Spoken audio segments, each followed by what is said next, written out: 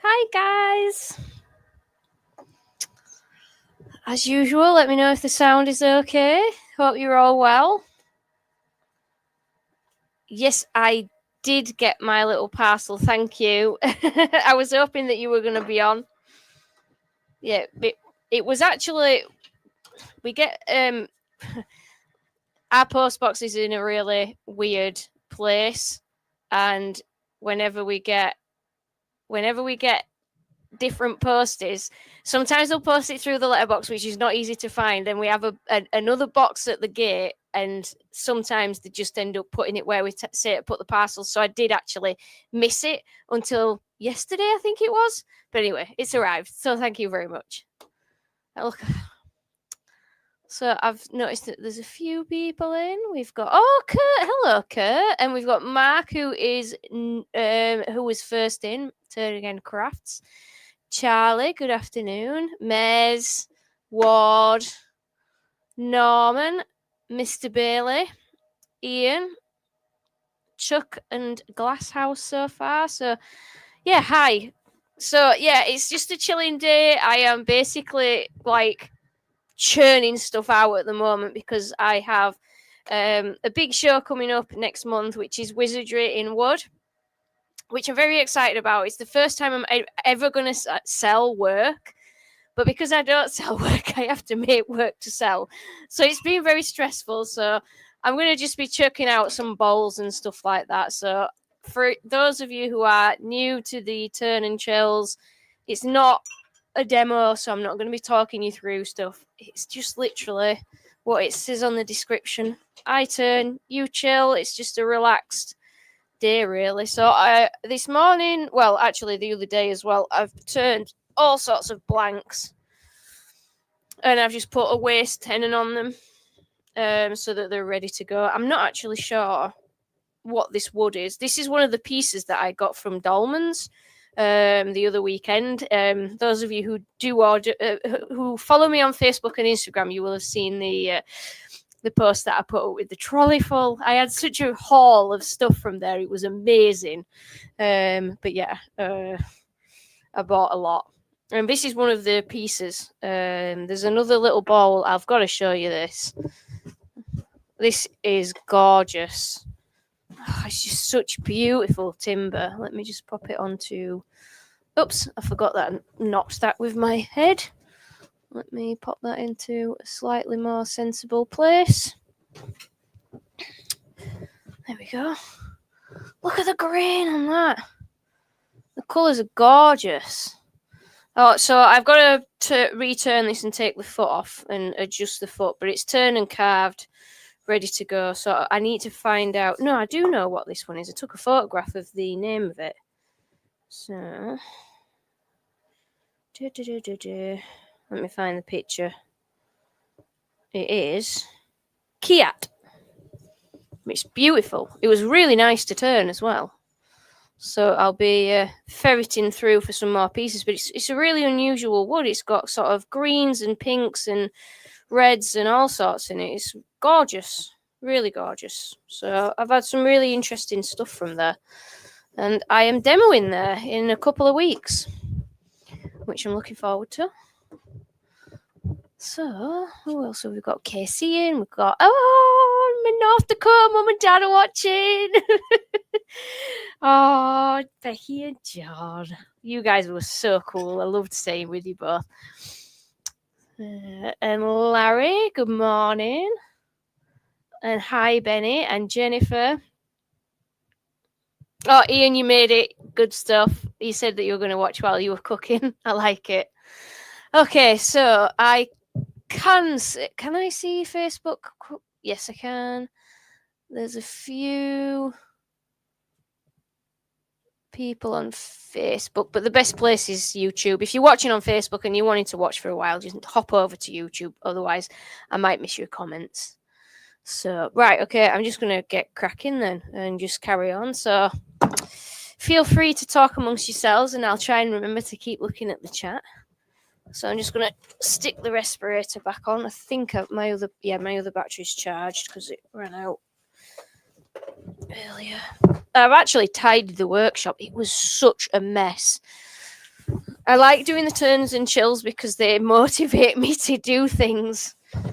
And this morning I had to tidy up. I had a huge pile of shavings on the floor down here, and it was just, there was stuff all over. I had a little track from the lathe to the grinder, which is never a good thing. So yeah, we cleaned up.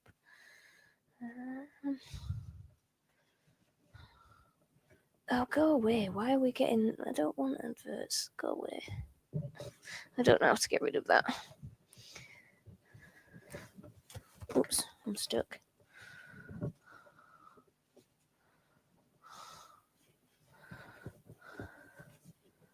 How do you get rid of that?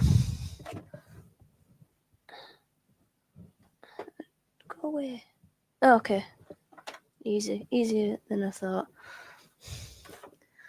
Hi, Gary. Gary's in his workshop today as well, he said. We're all busy.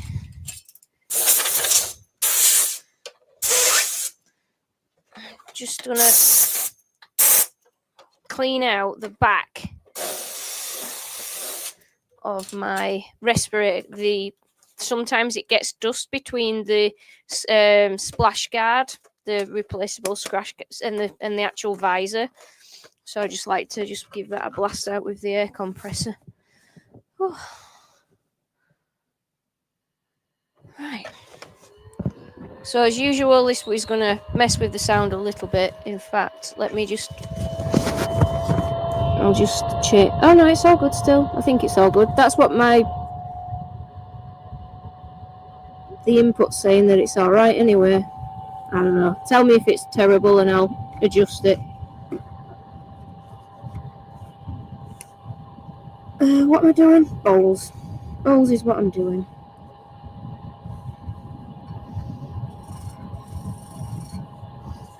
In fact, shall we sharpen tools? Let's just do that.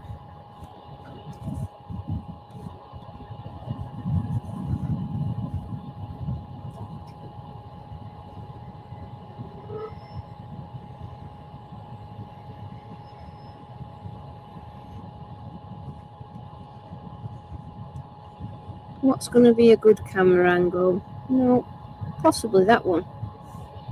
Yeah. Can I zoom it in any further? Nope. Yeah, that's a good angle.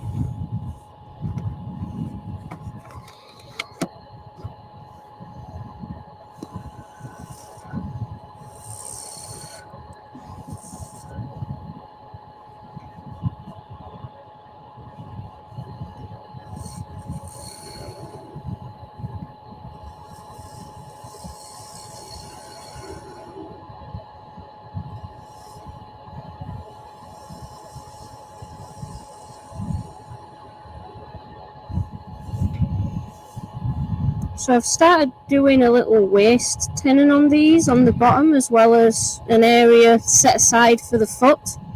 I'm just going to tidy this edge up.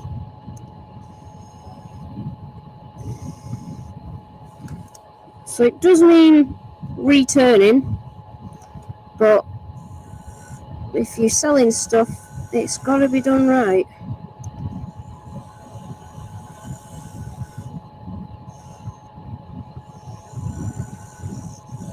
So I've just got a little foot on there for chucking purposes, and then we will have a waist area.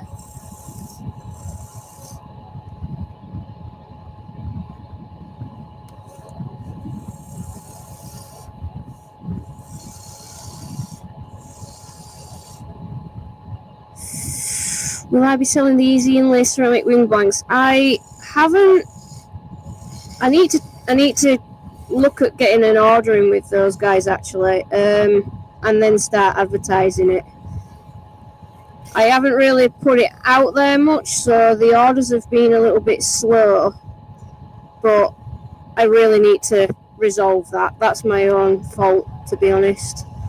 Right, that's going to be the wood for the foot. The difficulty I have is that the duties and stuff are really high on it because of what it is. So it's a matter of Sorry, let me just move this mic because it's like rubbing on my chin. There we go. Yeah, I need to figure out getting them over. I might have to see if I can sort something out for January when I'm in Tennessee. In fact, I've got to do some bits and pieces for that tonight.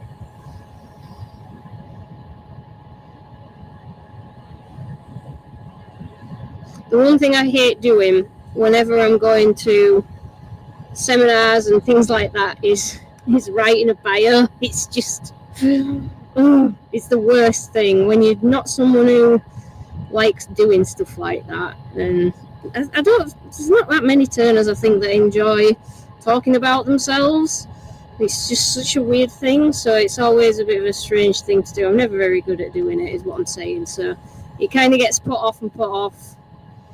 So I've got to do that and then send a profile picture over as well.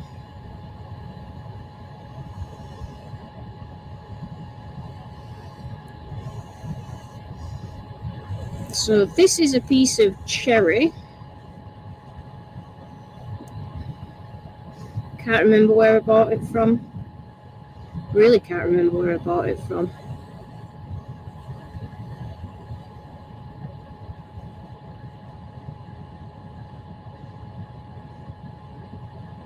Oh, that is so annoying.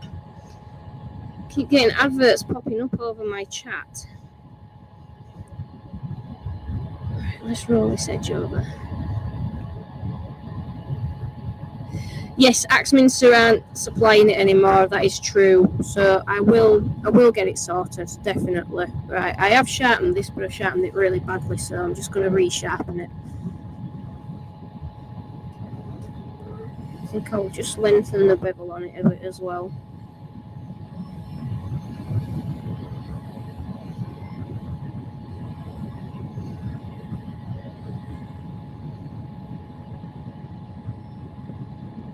Just reprofiling, so it just takes me slightly longer than usual.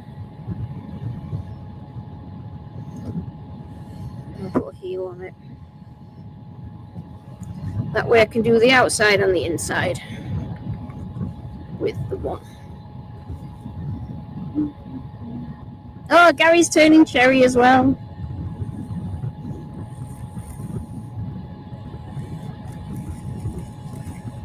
I think I got this from Yandles. Pretty sure that I got this from Yandles. So this is a little bit tall for the width of it. So I'm going to lose that area here, I would say. It's going to be about right. Yeah. That's an okay shape. Yeah, it's like a little cauldron. Right. Push cut finish. Give it a sand. Give it a bit of finish. Or shall I oil this? I think I might oil this actually.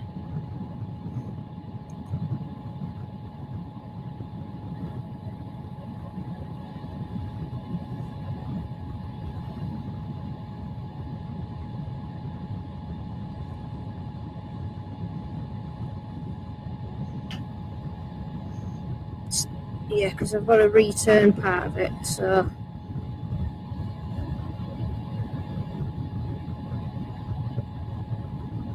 So that down, yeah. Give it a sand anyway. Sorry, I'm talking to myself. I thought that Dalman's was amazing. I'm just going to get my earplugs, guys, because sometimes when I have my respirator on, because I have a mic on, it lifts the face seal, and I get wind like whistling past my ears, and I really, really hate it. So I'm just going to put these in. That's better. Oh, that's a lot better. I probably need a new face seal actually. It's lost its elasticity a little bit.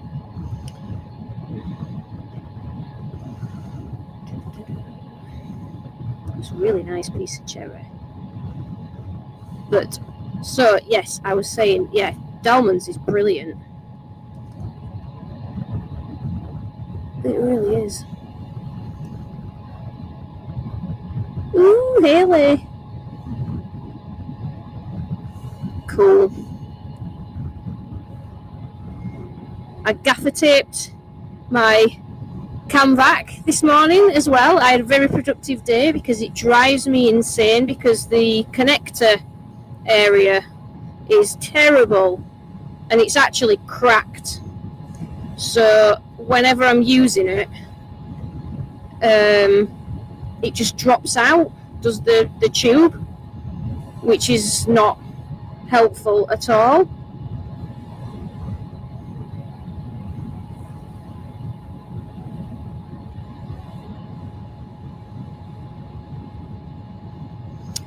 I might actually just take that a bit further round because I'm not actually able to sand it properly. Yeah.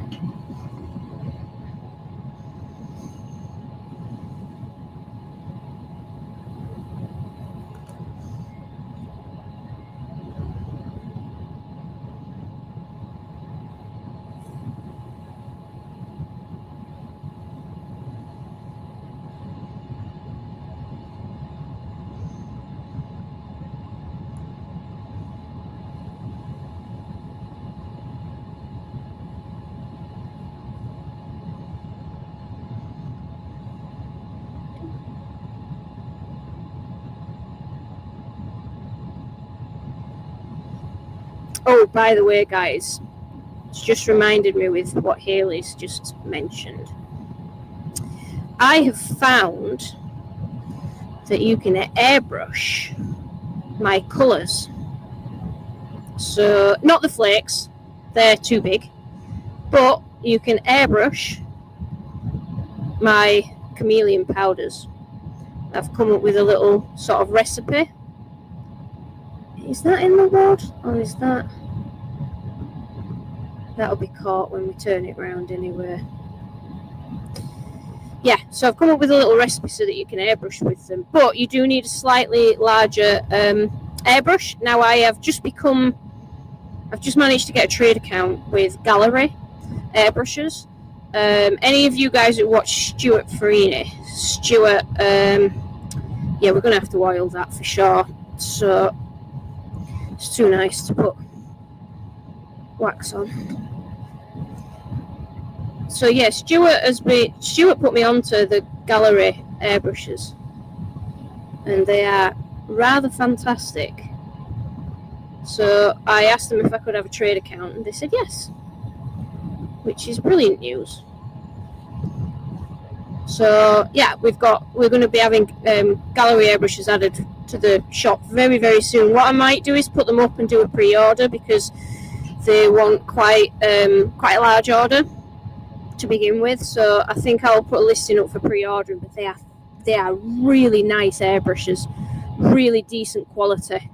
I've got a 0.2 needle, I've got a 0.5, and then I also, the one that I'm thinking of stocking, I'm probably going to stock both of those, but they also do a slightly less expensive set which has got a 0.3 and a 0.5 needle in, and the mechanism in it's just lovely. The whole thing is just really nice. So yeah, they will be coming onto the site soon. But yeah, I think I might put them in as a pre-order. I think that the one that you can change the needle and the nozzle side is like £35, but the actual quality of it is more like a £70 one. So yeah, they're pretty good. I'm very happy with them anyway. So yeah. So you need a slightly larger nozzle for putting anything with mica powders through, really. Even a lot of airbrushes that you use with airbrush paints, they often need thinning. Oh, and another really exciting thing is that I am also going to be stocking Golden high flow acrylics.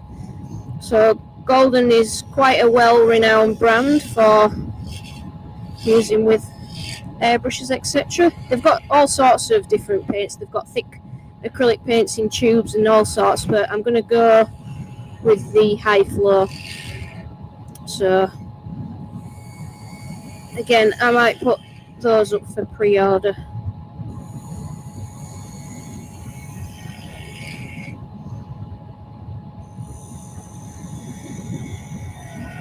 I'm going to start out with just the sets with the golden, unless people have specific colour requests.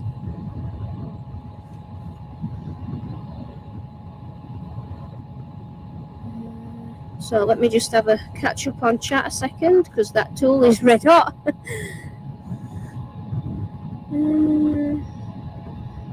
Green stuff world.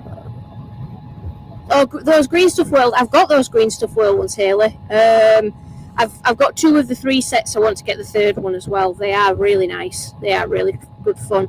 Darren Breeze used to stock them, but I don't know whether he does anymore, because they're quite a difficult company to get on with. That's why I ended up going with Golden and that, because it was same with the Leo. They're quite hard work to get in touch with.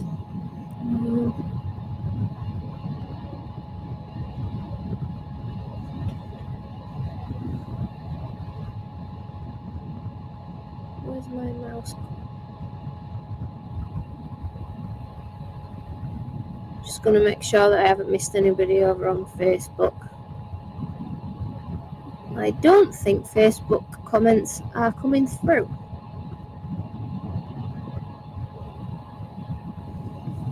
So I apologise if you are watching on Facebook.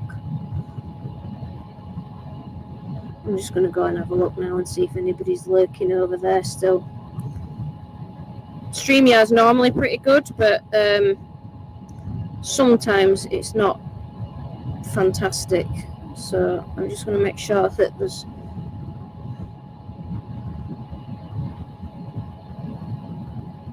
No. We're all good. We're all good. Let's cool down a bit.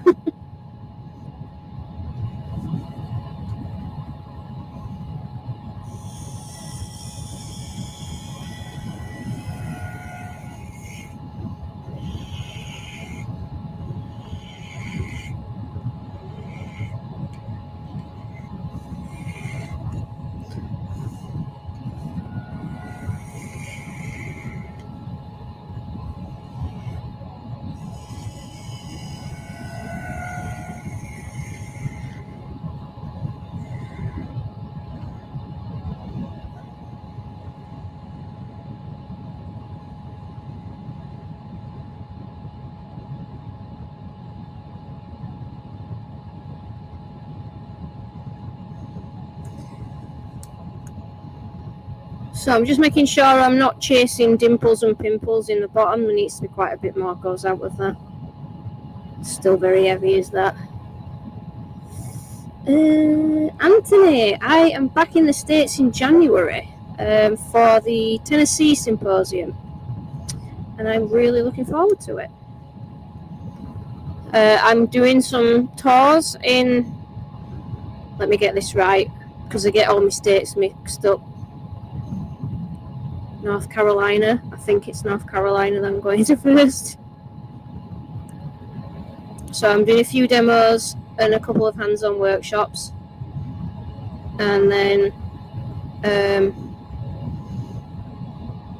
Virginia, I think. I can't remember without looking. That is so bad of me, and it's not. It's just literally through. I just get so mixed up with stuff.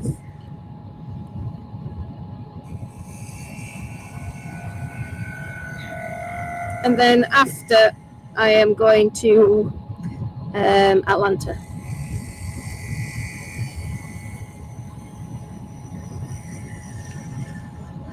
So I kind of finished my trip. The last week is Atlanta. So I'm out in the States for 3 weeks in January into February, and then I come back, and then I'm going to Australia.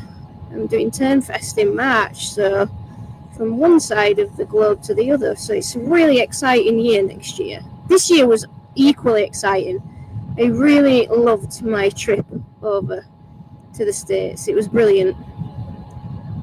I was very well looked after. Met lots of amazing people.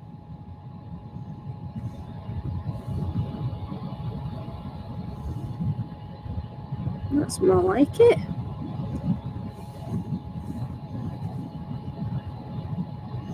Oh, this lathe. There's one thing that does my head in with this blooming lathe is it resets if you press stop twice. Goodness me.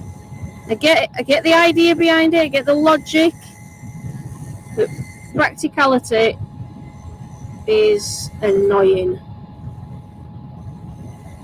And for those of you who are new here, I am using a Weaver Max Zebrano, and I do love the lathe, but yeah, sometimes that just drives me crazy.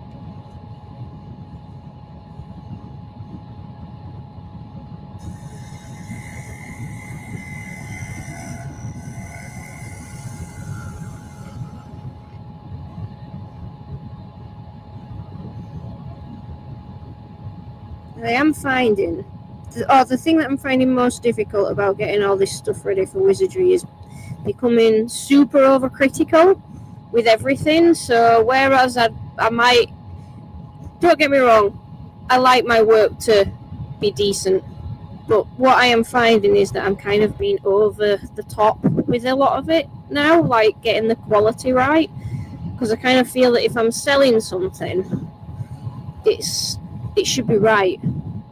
So any little thing that's in there, it's like it's not quite there, isn't the thickness, so I'm just dropping onto a slightly longer tool with a bigger flute just to get that last cut, because I was getting a bit of bounce with the 1/4 inch.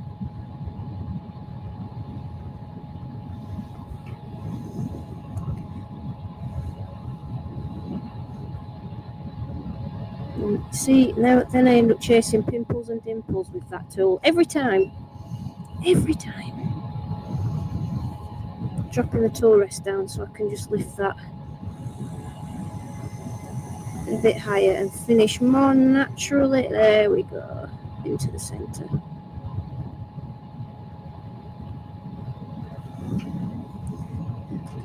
Whoa, throwing stuff about. Yes, happy. Right, sanding, so exciting. So Cherry is a bit of a swine for cracking, so I do drop down to quite a low grit. In fact, I need to order some more stuff from Simon Up. Let me get my bin.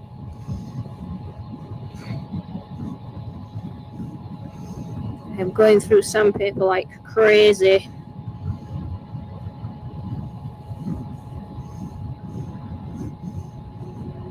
There's so much tape on that. You guys can't see it. I've used like half a roll of gaffer because it was getting so irritated with the join on the canvac just dropping out all the time. I just taped it and taped it and taped it and taped it. But it worked. So far it's working anyway.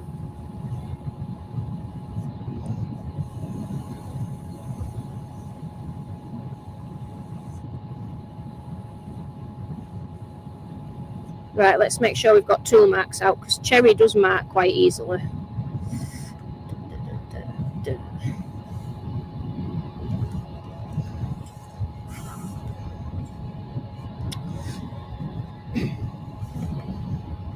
I need a little hanger for this.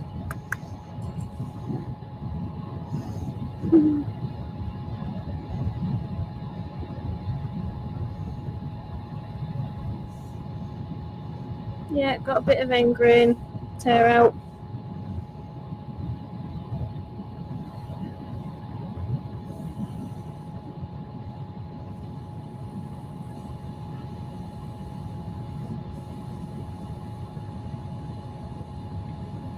So I don't want to build the heat up too much on this because it will heat check. And we've got a lot of end grain in the sides of these bowls.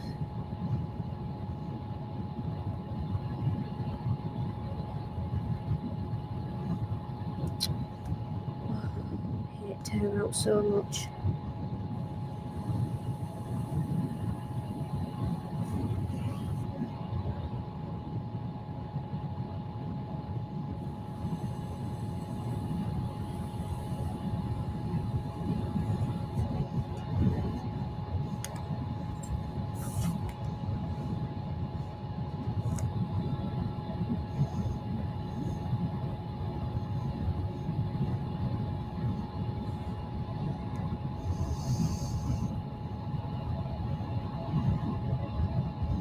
Susan,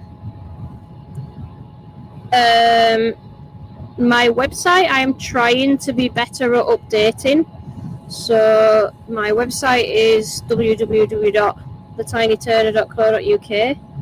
So if you have a look on the front page there, it's got kind of a bit of a diary as to where I'm going to be. I haven't put. I'm not sure if I've updated it recently. Oh, that tear out's so bad. I haven't got any water in here. Yes, I have. This is rainwater. This is rainwater collected from the roof of the workshop last night. 300 mil of rain. So I was up there this morning sealing it. I have a rubber roof on the workshop, which is brilliant. But this workshop's like 7 or 8 years old now because we built it as soon as we moved in.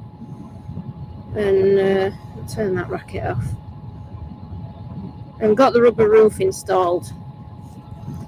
But over time, things have moved, and the adhesive that they used to put it down with has let go. And so there's a couple of areas it's just sticking up, so it's gone underneath. So, yeah.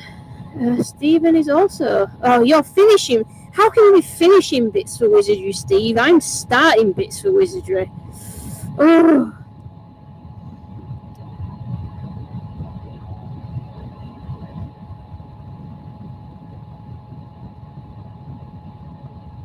Oh, okay. Fair enough, Mark. I'll stop complaining.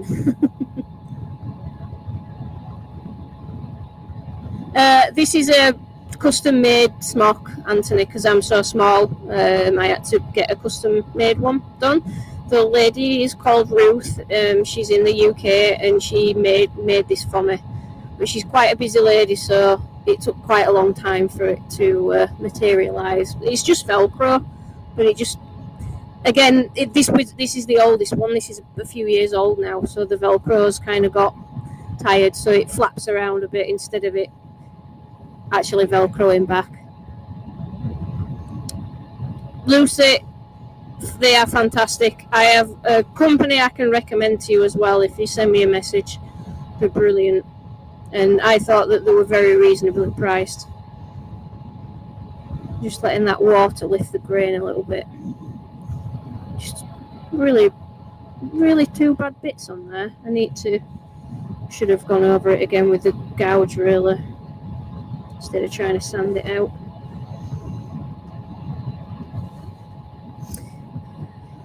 Started spinning. Hello, Stephen.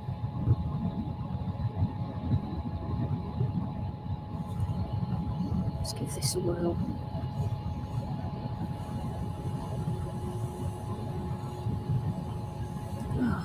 Should be on to the next one by now, instead of this troublesome grain. So a demo, I won't even bother with this, but If this is going to be for sale, it has to be right. Oh, that's much better. Might be able to move on with this a bit now.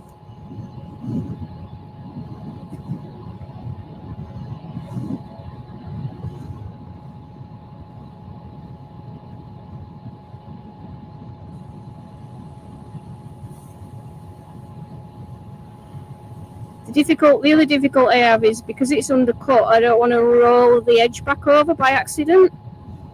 And I'm trying not to overheat it too much because that is the last thing that I want are heat checks.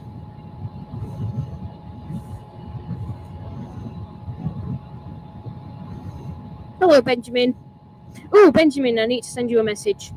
Is there anything that you need sending with this order that's coming to you next week?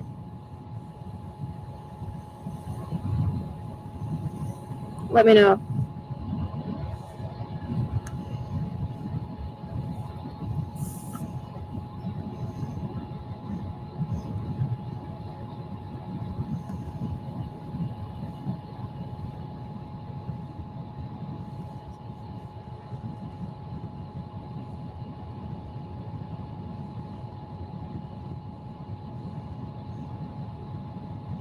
Hey, James. Yeah, just send us a list, Ben.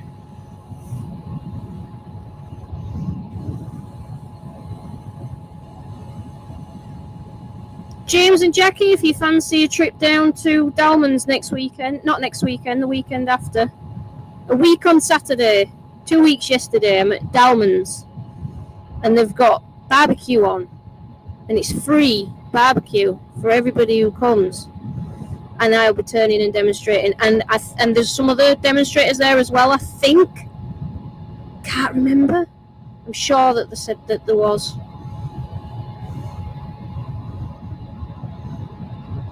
Oh, the whole gang's here. Hi, everybody.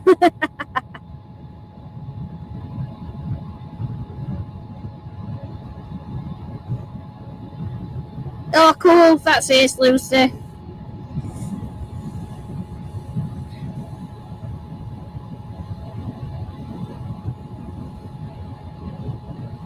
I desperately need some new heads for this sander. Desperately. Struggling.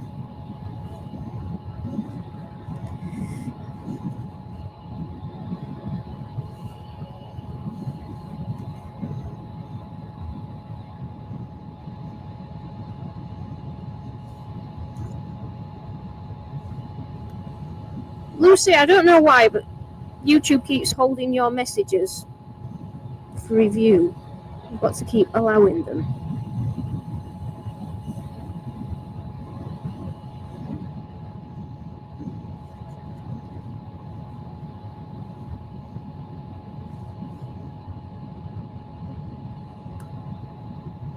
Hi, Emma. Oh, you know, I'm sorry to hear that, Benjamin.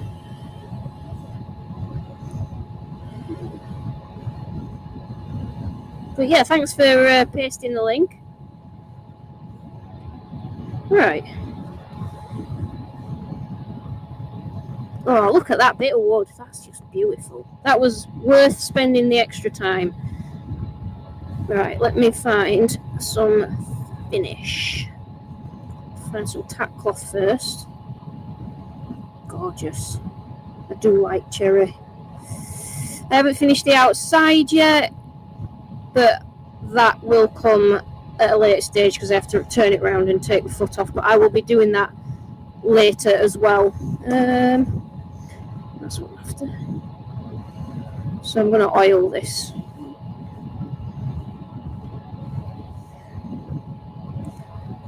Where's my applicators?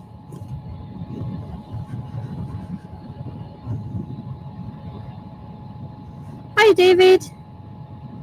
Oh, Benjamin.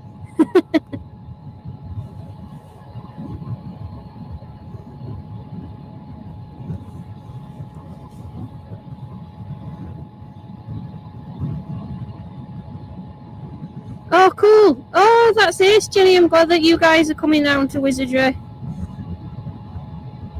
So Wizardry in Wood it's quite a unique event. It's only every 4 years, and it's basically, how can I explain? It's like a celebration of wood turning, really. So it's put on by the Worshipful Company of Turners, which has got some really interesting history. And the Worshipful Company, I am a freeman of, and it goes back to the old guilds of the City of London. And the Turners Company are really active, and they really support the community. So they do lots of things like bursaries. Sorry, and I just need to chop this manky bit of the applicator off. There we go. So all sorts of stuff, and they basically fund this event. So the AWGB they are there, the RPT. So the AWGB is the Association of Wood Turners of Great Britain, and then you've got the RPT, that's the Register of Professional Turners, Society of Ornamental Turners, and then there's the Pro Lathe Turners, Pro Lathe and Greenwood Workers. So, and I can never remember what the shorthand is for but they basically call themselves the Bodgers anyway. So the Bodgers, and then you've got people like myself who apply to have a booth there. You get invited to apply, and then you apply, and if you're successful, you can sell. And then there's like competitions and exhibitions and all sorts of stuff. There aren't any. It's not like, for those of you in the UK who've been to Harrogate and Newark, it's not like that. There are live demonstrations, so the Bodgers will be turning, and the SOT will be turning. The RPT will have some demonstrations, but they're not sit down demos. They're just for you to they're just happening in and around the event, really. But they're not proper seated demonstrations or full length demos. They're just kind of bits and pieces here and there. So the main focus is the work. So it's pretty cool. I'm looking forward to it. It is in London, so you can combine it and have a bit of a trip out and go see some museums and stuff like that. That's what quite a lot of people who I know who are coming are doing, which I think is a good idea. Sorry, I'm looking for my buffing cloth, which has vanished. It's what happens when you tidy up. It's never a good idea.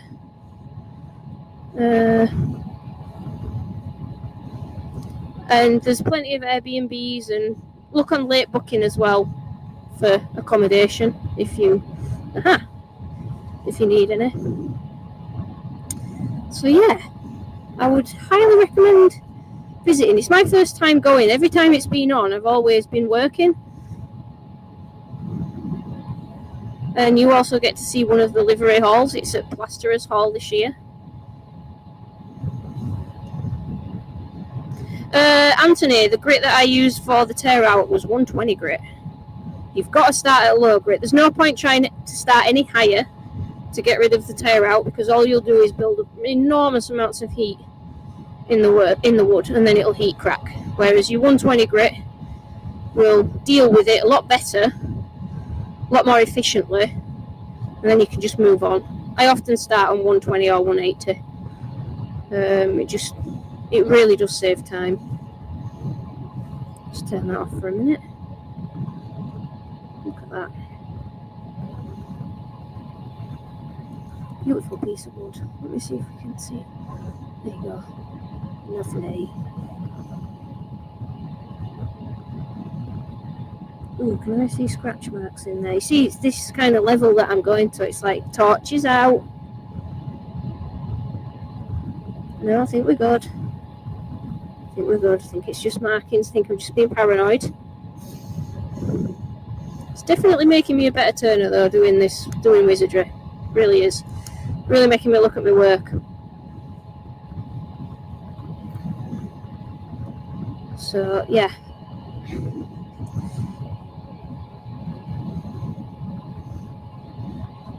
And I know loads of people don't like, back to wizardry, sorry, I know a lot of people don't like going to London, but it's once every 4 years.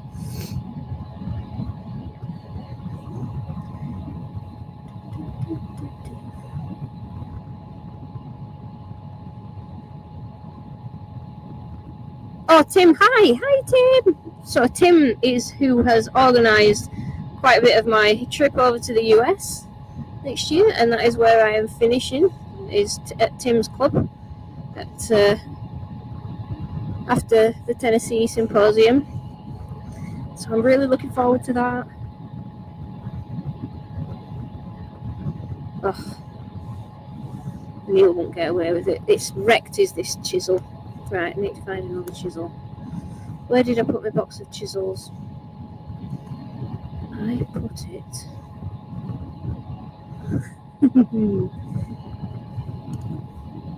Where did I put the blooming thing? Oh, I'll just try sharpening this.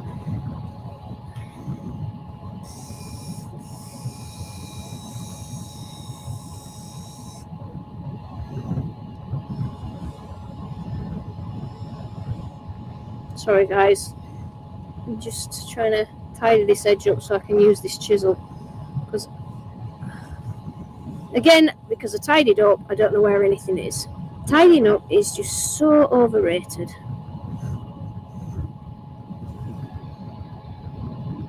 The problem that I have with this chisel that I was trying to cut with, it's my favourite chisel, so it's been used a lot, and unfortunately it's also been sharpened a lot quite hastily. See, and it's just putting that little ridge in there, which means that there's a flat spot on it, and I can't stand that. It might actually be a little bit of burr that's not quite polished off either, so I'll just polish it again. So yeah, because it's been sharpened a lot and abused, the metal is not as strong as it used to be. It's also been worn down a lot, so it's just not quite the chisel it once was. That's better.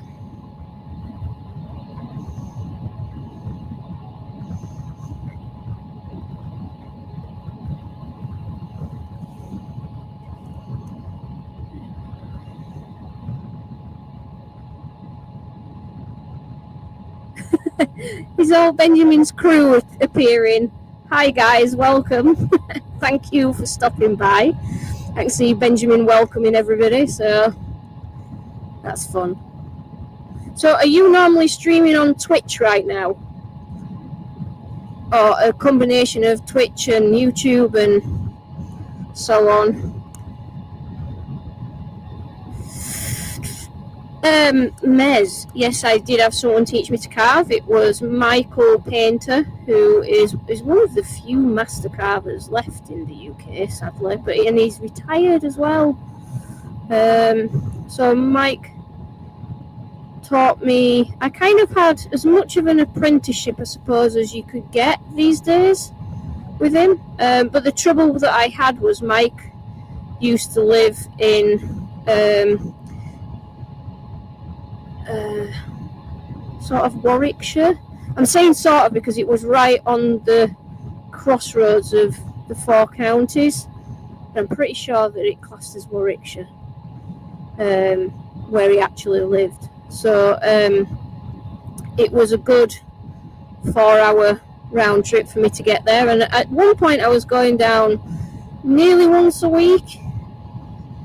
But I was working at the same time, so it did make it quite difficult, and I was at uni, so it was full on. But I did that for quite a few years, and then he moved, and they have moved to Shropshire, so that's like an 8-hour round trip. So I just don't see him anymore, which is really sad, because he was just such a brilliant carving tutor. Although he did a talk at the start of the year for the RPT's AGM, and it was a superb talk. He really knocked it out of the park. Just about his career and the things that he'd worked on in London and all sorts.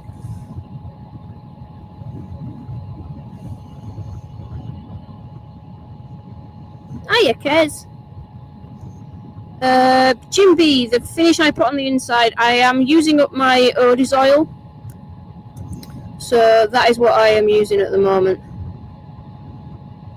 So I did a coat of the Everlasting Super Duper one first, just let that soak in so that it creates a little bit of a, not a barrier, but it just soaks into the wood a bit more than the standard one, and then I put the standard one on top and it just lets it sit a bit higher in the grain so you can polish it up a little bit better. And that is also what I will use on the outside. It's just a nice and easy finish to use, and it's started to, I had a jar of it that I opened at the back end of last year because I couldn't find the jar that I already had opened, and then I found it and it started to go off, so I'm keen to use it. I don't want to lose it, it's too expensive. So it started to harden in the jar, so I just thought, right, let's get it used. But it's good stuff, I do like it. Oh, come on, cherry grain, just running slightly just on that crown. It's always the same.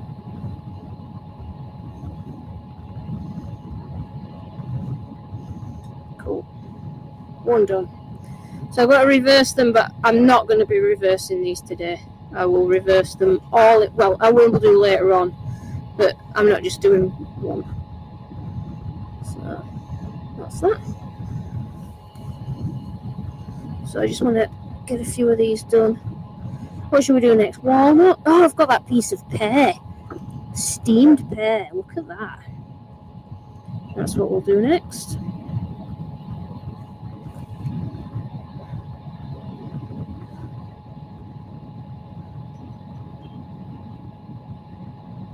Board handicraft. They have been used on a pen blank. So they're not a stain, they're a pigment. So you can, I know some people have put them on the tubes inside a pen, and then they've cast resin over the top, which is a brilliant way of doing it because then they're really protected. If anybody's done that, can you put some information in the chat, because that is something I haven't done. You could use them as a top coat, but you would need to put a really hard finish over them because it's like paint, it'll just wear away if you're using it like on a wooden pen blank, for example.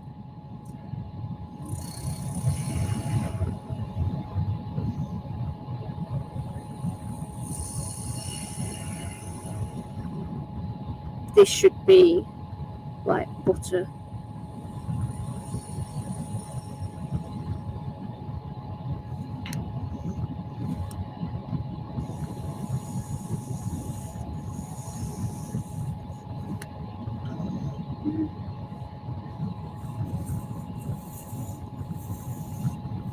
Yeah, see a finish. I don't know whether anyone's done that. You'd have to build up a lot of coats, but that probably would work quite well. It will look awful when you put the first couple of coats on, until you've built enough coats up that you can then cut it back and polish it, because then it will kind of create a lens. If that makes sense.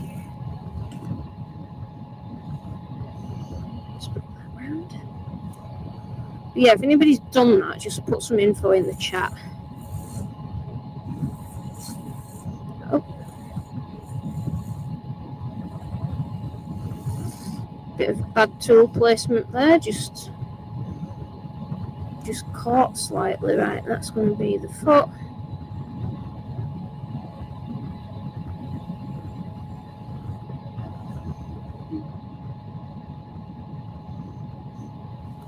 Ooh, okay, so before you order, there is a wonderful lady who sells my pigments, and she has her own YouTube channel, and it's Toonpish Crafts.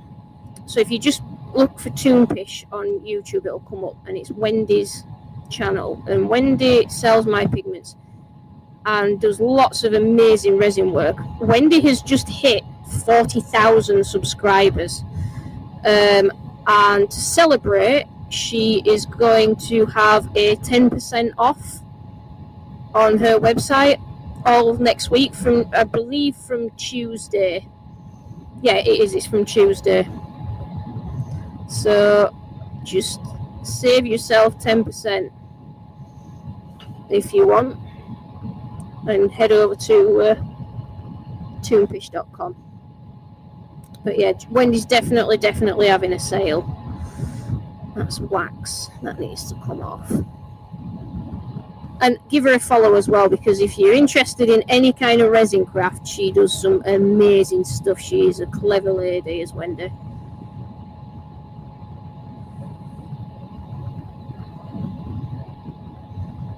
And she's also got her own range that we worked on together of holographic chameleon pigments, and they are really cool. And she is the only person that you can get them from, although Benjamin Rene is going to be selling them as well, and he's going to be the only person in all of Europe selling them.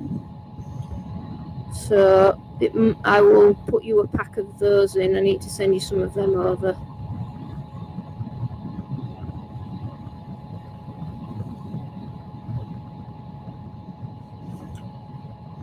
Let's have a look at that.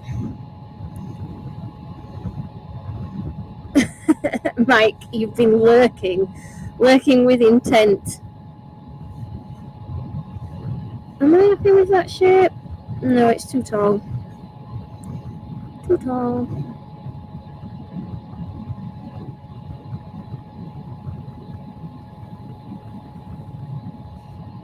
Yeah, that's more like it. 3 inch is just that little bit too much for a 4-inch square blank, or a 4-inch diameter blank. I always say square because I use square stock a lot of the time.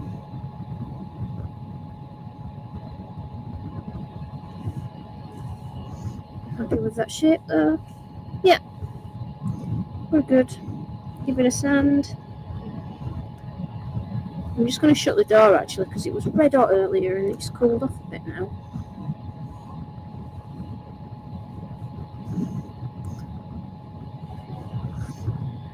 Sorry, I've got hiccups, guys.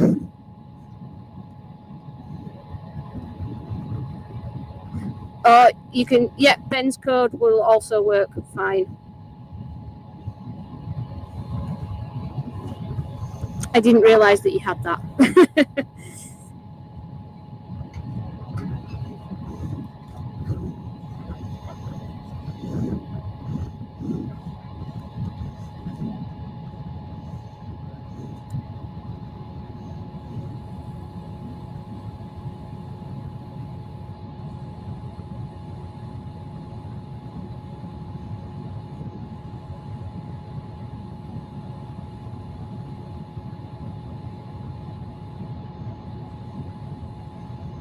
So,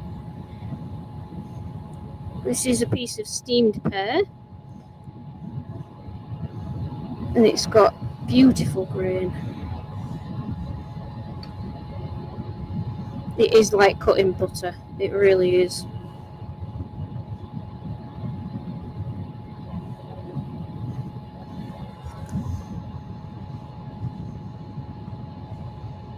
Hungry.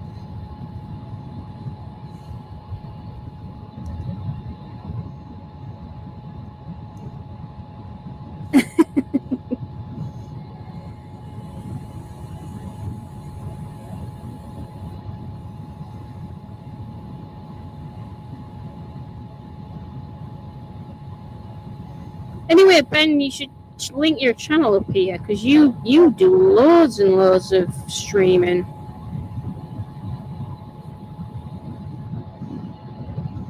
So, any of you guys from the UK that follow Ben, and he won't mind me saying this, Ben's got a weird accent. I actually really like listening to you talk. That is because he's Danish.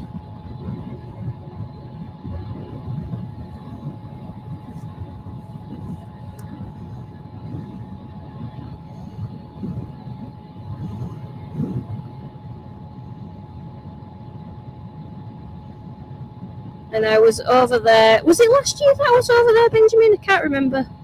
We had such a good time.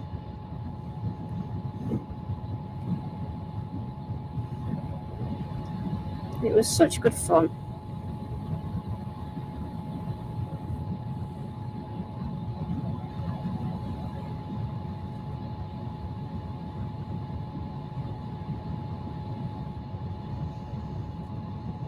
Yeah, last year.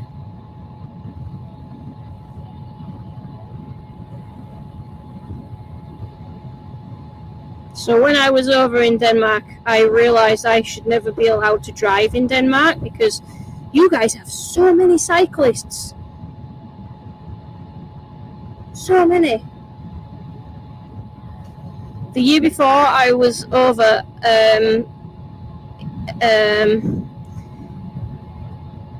doing a class, and the lady Bitten who I stayed with, she was just so much fun, was Bitten. Was driving me around everywhere very kindly, and yeah, I was kind of slightly horrified at how many people I'd probably have run over if I was driving.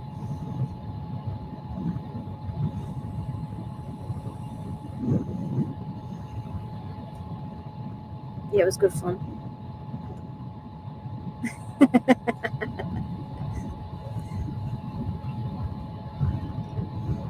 Yeah, you did have a kid seat in there, didn't you? We were having a laugh about that. Yeah, Benjamin was our driver. He took me and Martin all over the place, picked us up from the hotel and took us to, I'm going to have to try and say this now, I've backed myself into a bit of a corner really. Is it Tridiabetican? I think it's something like that, nearly.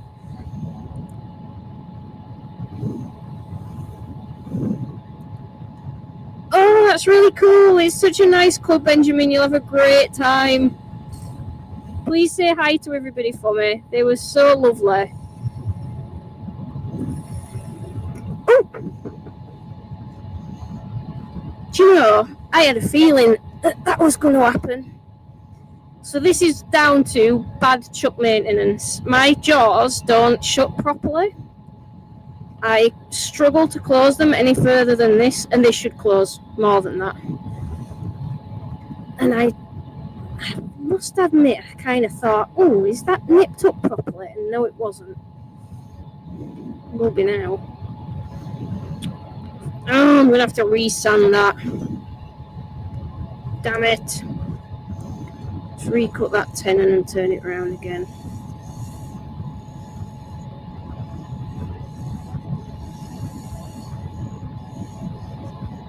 So annoying.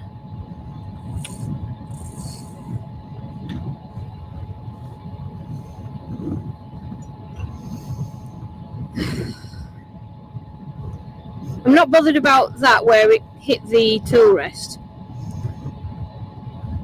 but it's hit the lathe on the way down and damaged it. In fact, I'm going to have to return the outside. See, stuff like that that is completely pilot error. I have nobody else to blame but myself, and it's just meant I've got to return this. So I'm having to turn it twice. So I'm just kind of taking a skim off.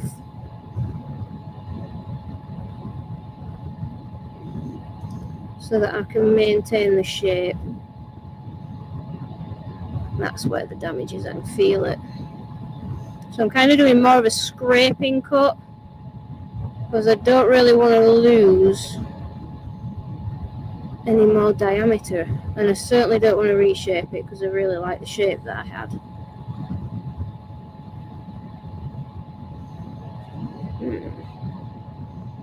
And you just need to make sure. Let's have a look. So the damage it hit, where did it hit? Where are you?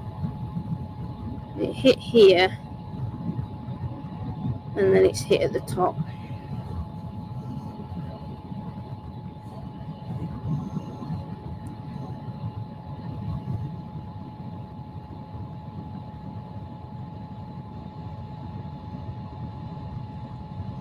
So yeah, maintain your equipment, guys, because that is because this chuck doesn't shut properly.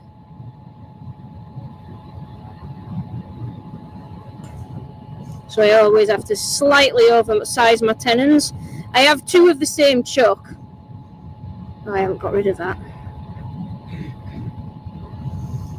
And one of them is really bad. That's the one I tend to take on demos. Like, I'm just going to sharpen this and get a fresh edge on it.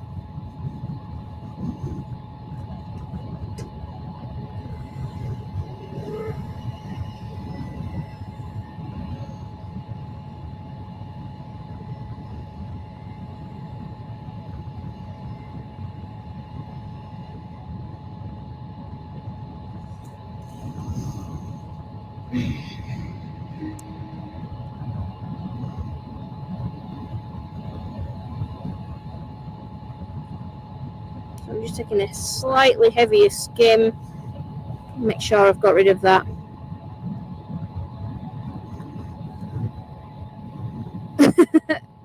Everybody makes mistakes. Mine's laziness. I have no excuse. I'm so bad at maintaining equipment.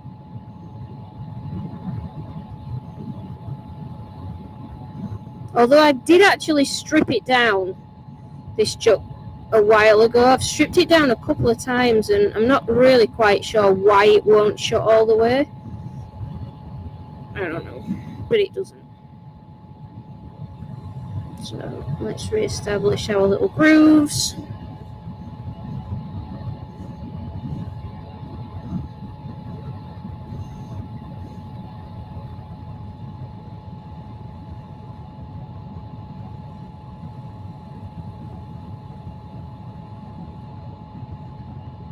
Yeah, we're good.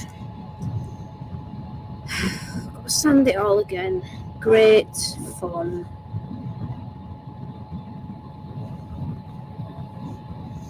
Oh yes, Lucy, I was gutted. I tend to be demoing a lot of the time for 360 because I am a member of Martin's 360 Club, but I very rarely get to go on. It's only every now and again. So I missed it, and I know that they're on catch up and stuff, but I just don't have time.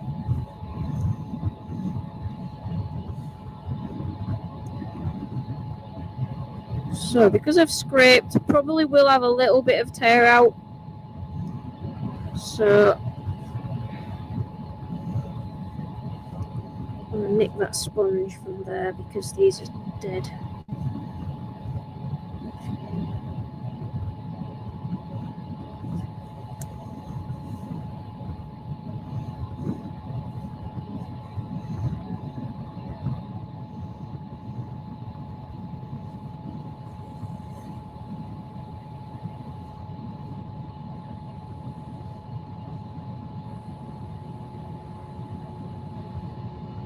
These all.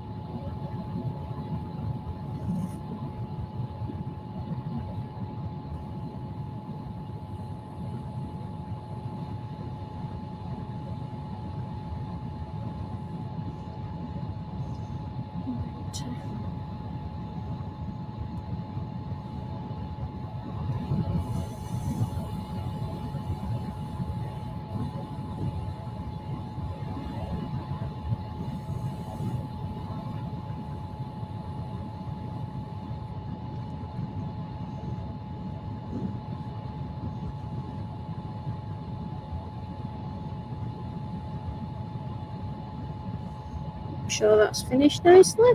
Again.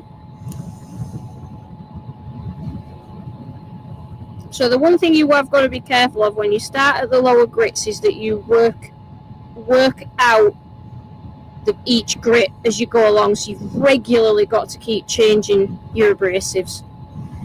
You really do, because if your abrasives are not functioning properly, you will be left with scratch marks, which is just as bad as tear out. It just spoils things. It's a common sight on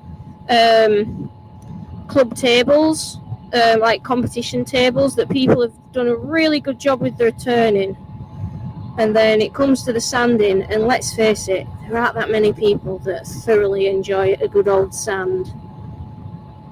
And they'll start at a lower grit, whiz through the grits really quickly, but not actually get each layer of scratches out, and it just spoils it. Right, so happy days. We are back to where we should have been before. I'll tell you what I am going to do. I might make that a little bit longer because it's just damaged that chucking point slightly.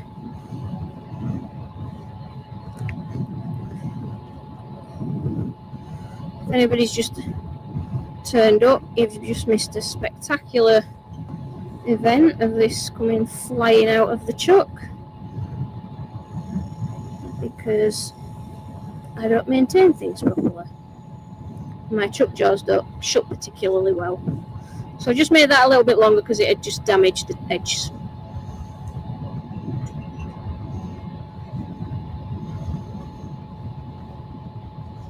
So I'll turn this round. Make sure that it is actually tight. This chuck is so worn as well. This is so old that I've worn out the scroll at the back. Poor thing, it's had an hard life. Let's try again.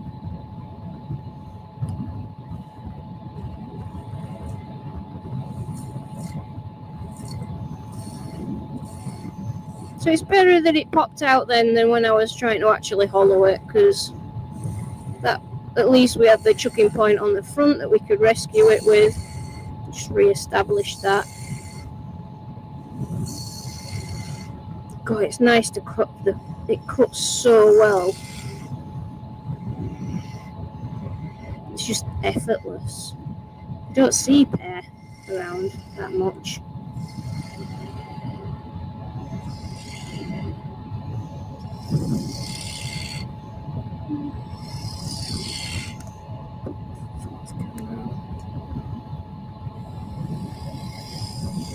You do need sharp tools for it though.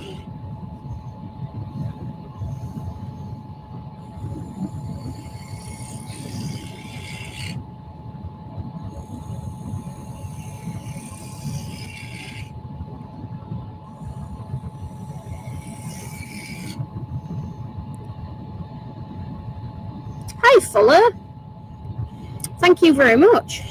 This is attempt number 2.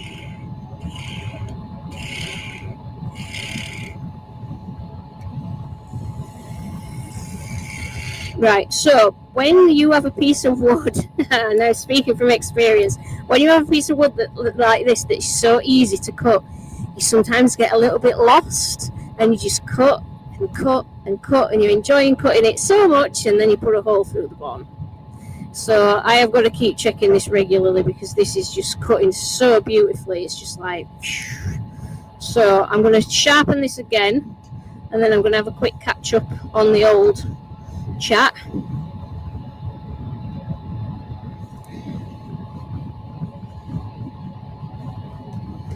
Because we've got a few new people just joined.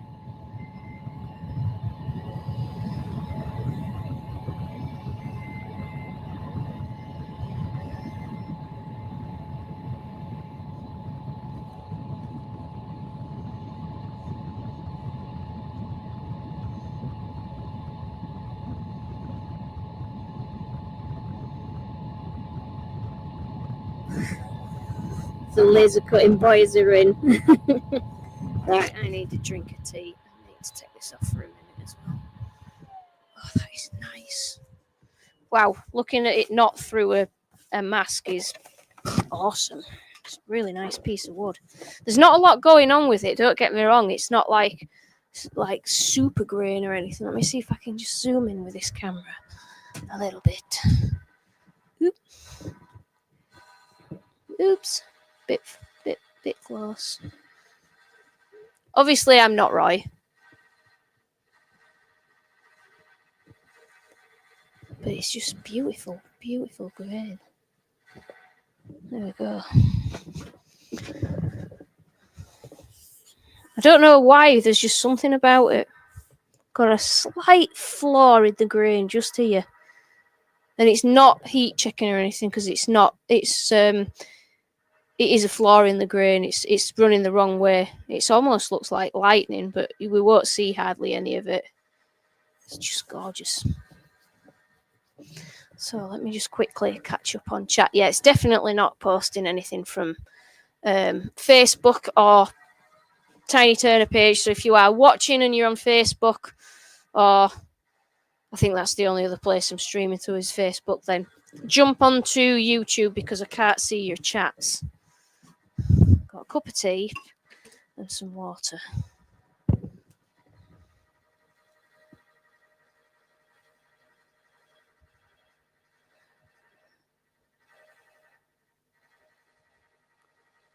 I don't know why it keeps restricting people's comments. I'm sorry. I can't see some of them now.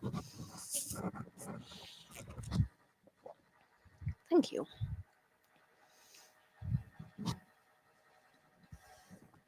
That's a good idea, Fuller. Yeah, you can always make something out of your funnels. Oh.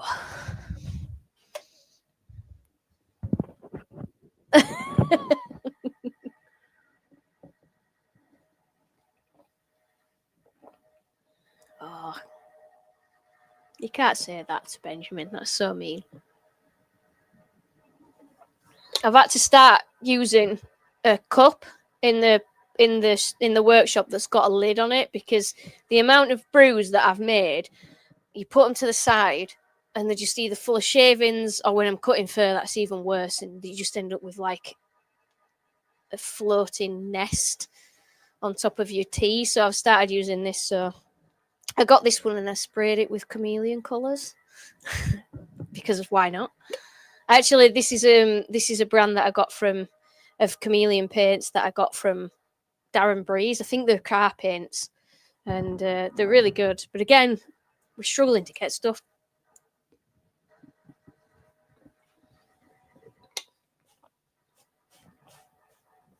I'm sorry if you can hear me drinking. Oh, by the way, what's the sound like, guys? Because I bought new transmitter and receiver, and it seems to be giving a little bit more depth. I can take these out again.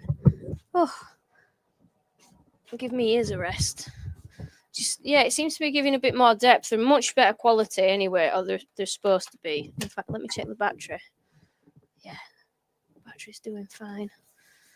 So I'm hoping it's a lot better, and I'm hoping it's coping better with the respirator as well, because it's annoying otherwise.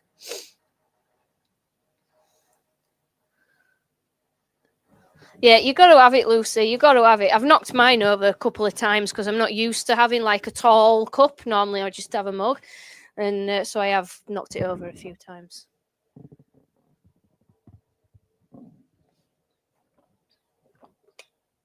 The brand of paint. Let me find it. I'll show you it. It's here.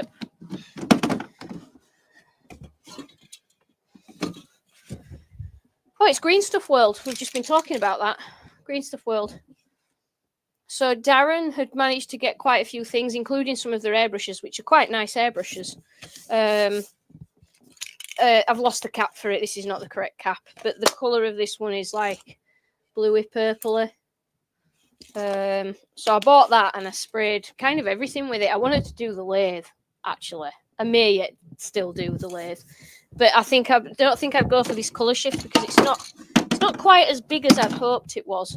The problem with Green Stuff World is that they're based in Spain, and so there's all sorts of difficulties in getting the stuff over, which is such a shame.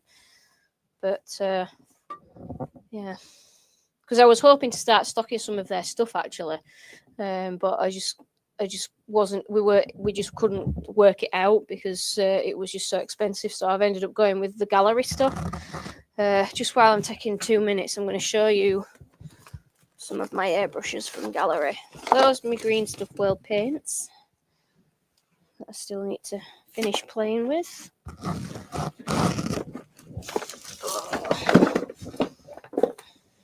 They're just so nice, these airbrushes. These are the Mobius ones, so these are the slightly more expensive ones, but they are so nice. But even the I can't remember what it's called, the GHAD one is very lovely. But oh, this one's just beautiful. This is the 0.3. So if I put it onto that camera, so those are the gallery brushes. They're just, the mechanism is just lovely. It's just so easy to use. It's very nice. So yes, I'm looking forward to having a play. And then yeah, the other ones are in my other box, which is buried, so I can't show you that one. But those ones are a good price point at the 0.3 and the 0.5 needle. No, I will get it. It's just, I think I know exactly where it is.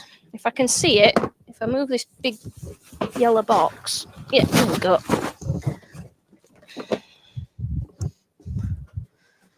This is the one that I'm wanting to stock. So this is £35, 35 quid, and it's a really decent brush.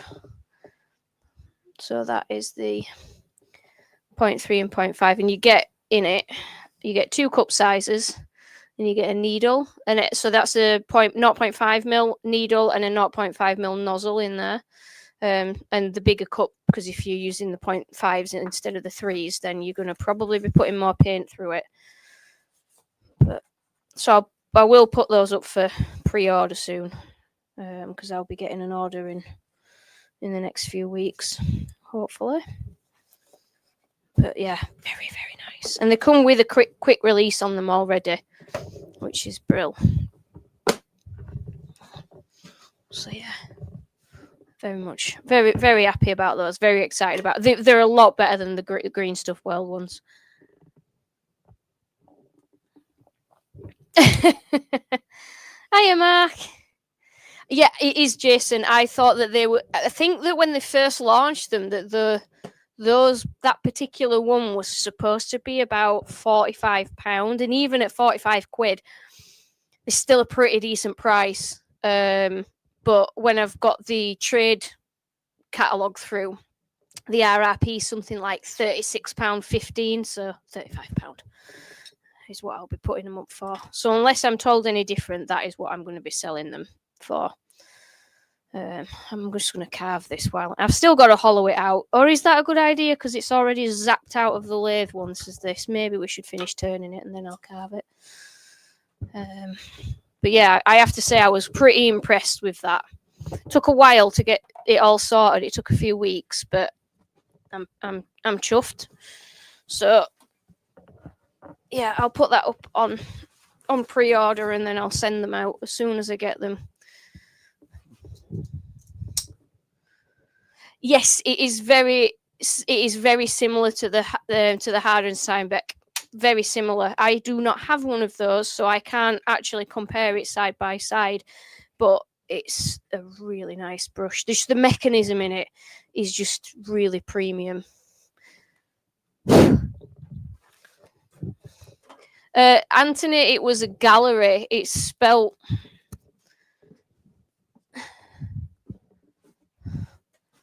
GAAHLERI. There you go. So yeah. Obviously they do sell them elsewhere, but you know, support us little guys. Support us little guys, if you will.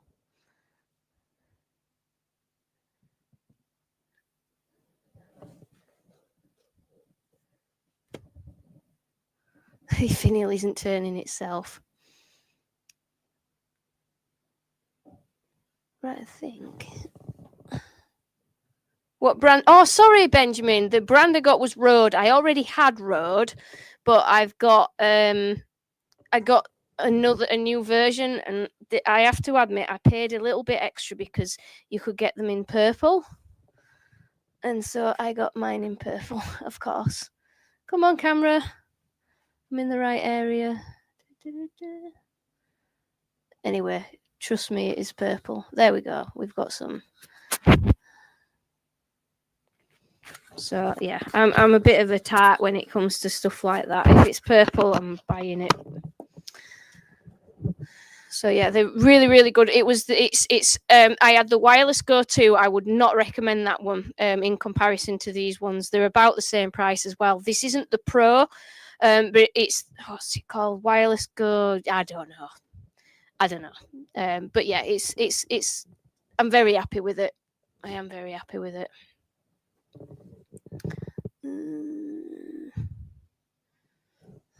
Right. Ooh, Lake District, whereabouts?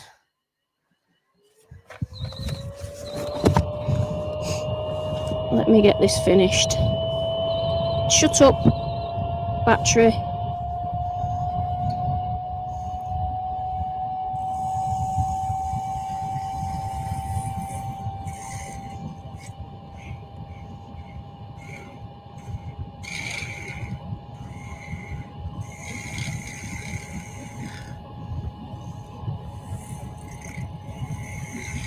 Started to get a bit of bounce, which is normal because of the overreach of the tool. So I will swap up to my 3/8 gouge. Pretty sure it's got good edge on it still.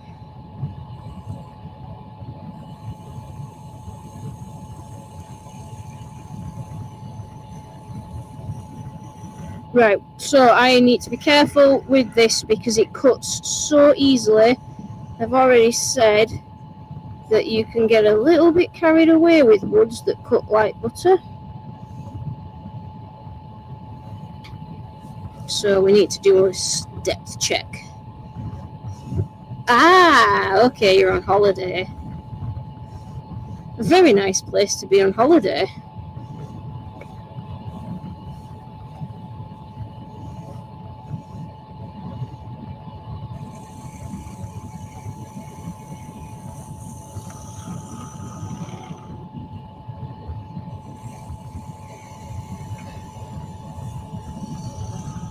So we've still got plenty of room to go at, so we can be a little bit cavalier, but not too much, because I just think that this is going to disappear very, very quickly.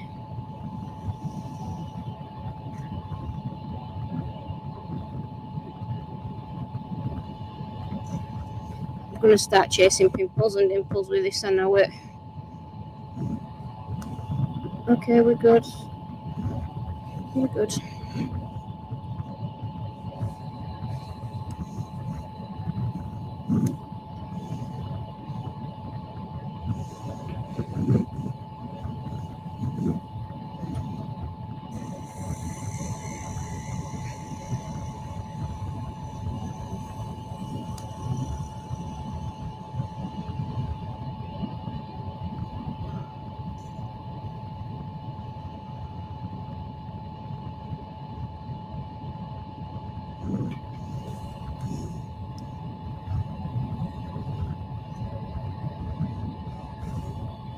Oh, Scunthorpe wasn't that long ago, were it?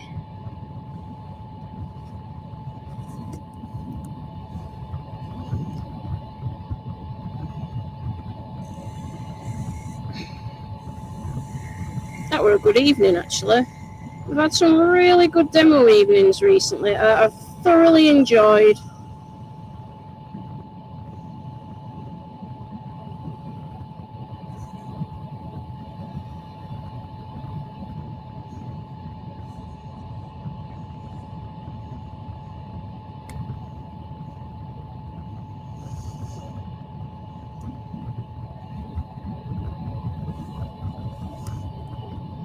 Just got a little bit of adjustment to do in the bottom. I've been cutting them to the same thickness all the way around. So I did kind of change that to how I was doing it before, but actually I don't like the effects that it creates. So I've gone back to leaving them a little bit chunkier in the bottom, and I much prefer it. Yeah, much prefer it. If you're not careful, it looks as if the bottom is kind of going through the base because you're actually turning it slightly into the base area, and I really don't like that. I did it with a Zebrano bowl, which I'm gutted about. And I mean, don't get me wrong, it's fine, and if you're putting stuff in it, it's not a problem, but it's just not my favourite thing.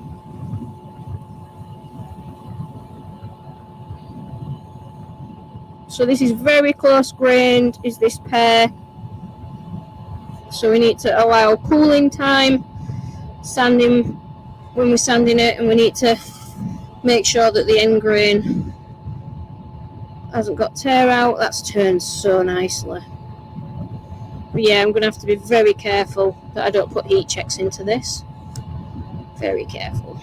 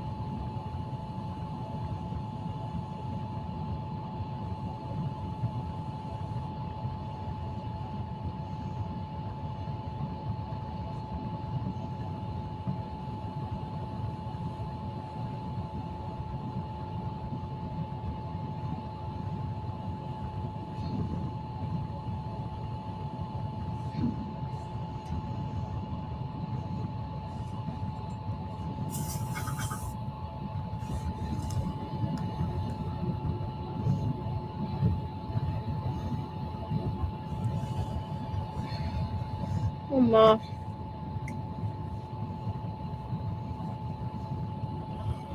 So I'm going up to 400 on the inside of this because I really want to make sure that this is going to look superb.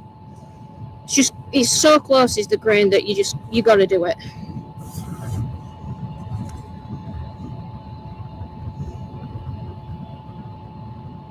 That's lovely.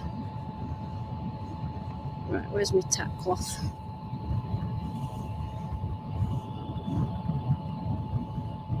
That's cool.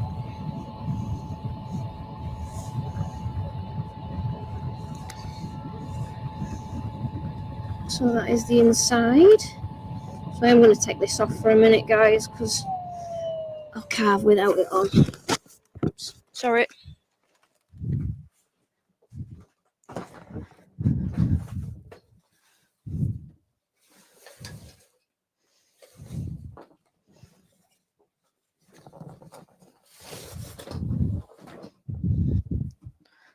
So I'm going to use the same finish as we did earlier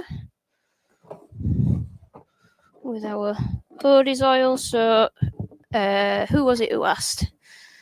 I think it was Anthony. So we're going to use this one first, which is the Odie's super duper everlasting oil. I don't know, but this one soaks in quite nicely. It's more of a penetrating oil, so it fills the grain up, and then I put the other one on top of it. Let's just put that on that other camera. So I do put quite a lot in there, and then just let it do its thing and soak in.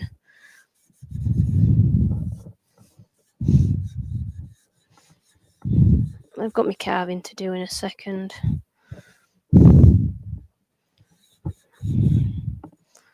I haven't put finish on the majority of the outside because we need to return that and get that foot sorted. But like I say, that's a job for another day. I just need to get a load more of these bowls done, and then I can do them all at once. So that is the first layer. I let that soak in and buff it off, and then I go for this one, which is the standard one. This is the one that I got that has started to go off. So you can see there's a few lumps around there. I scraped it all out, all the bits that had started to go. In fact, I need to get those bits out as well. And then I'm just getting it used. It's too expensive to let it go off. But I do like Odie's oil. I have used Odie's oil for a while.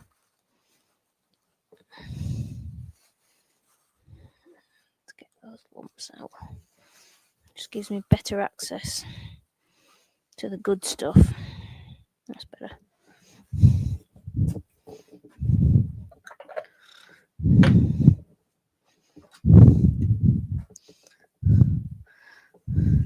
Oh, it smells fantastic until it starts to go off. And then it doesn't smell of lemon anymore.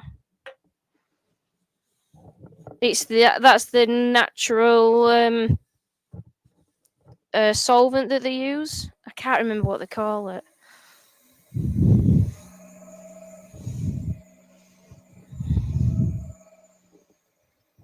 But it's obviously with opening it and then not using it for such a long time, it just allowed it to kind of go funny. One of those things.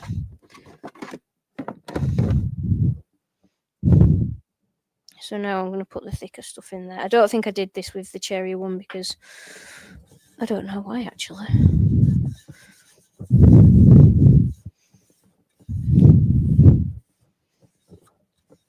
That is a very nice bit of wood.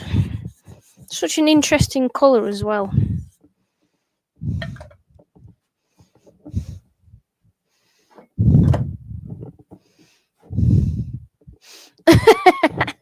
Hello, Greg.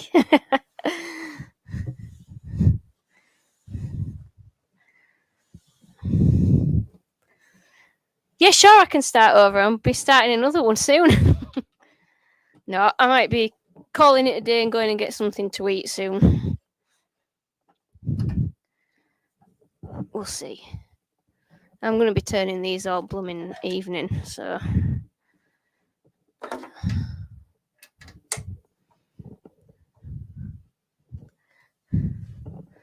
Put that overhead.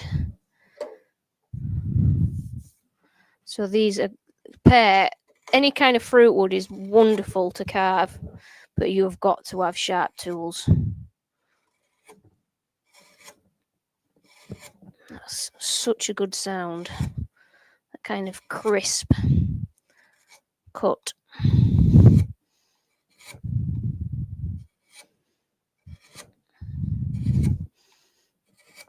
And that is just holding the texture so nicely. You will start to see it as it starts to come around. Apples, fantastic as well. They're just so close grained.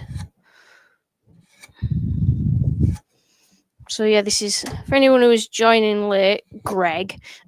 This is steamed pear,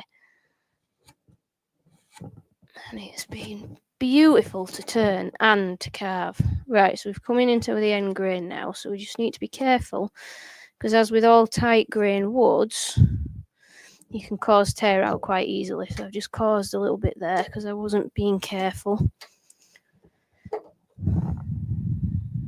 So I need to come straight from the side, make sure I really twist as I'm cutting, and then once we get past that crown, that high point, I can go back to cutting slightly more diagonally as normal.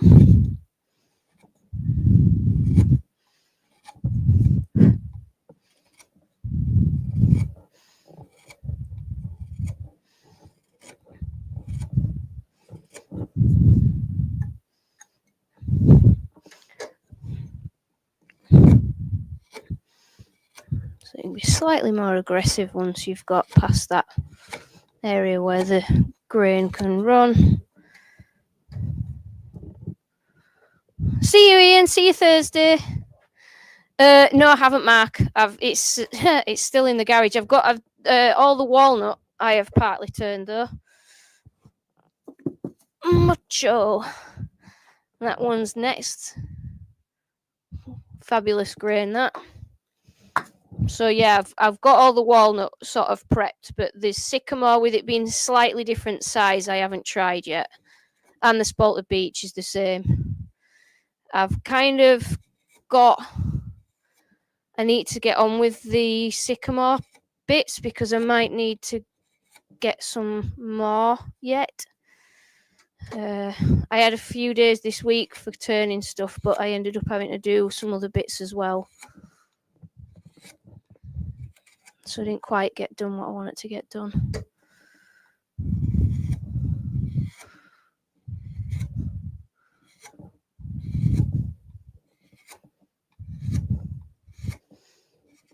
Oh man, that is cutting so nicely.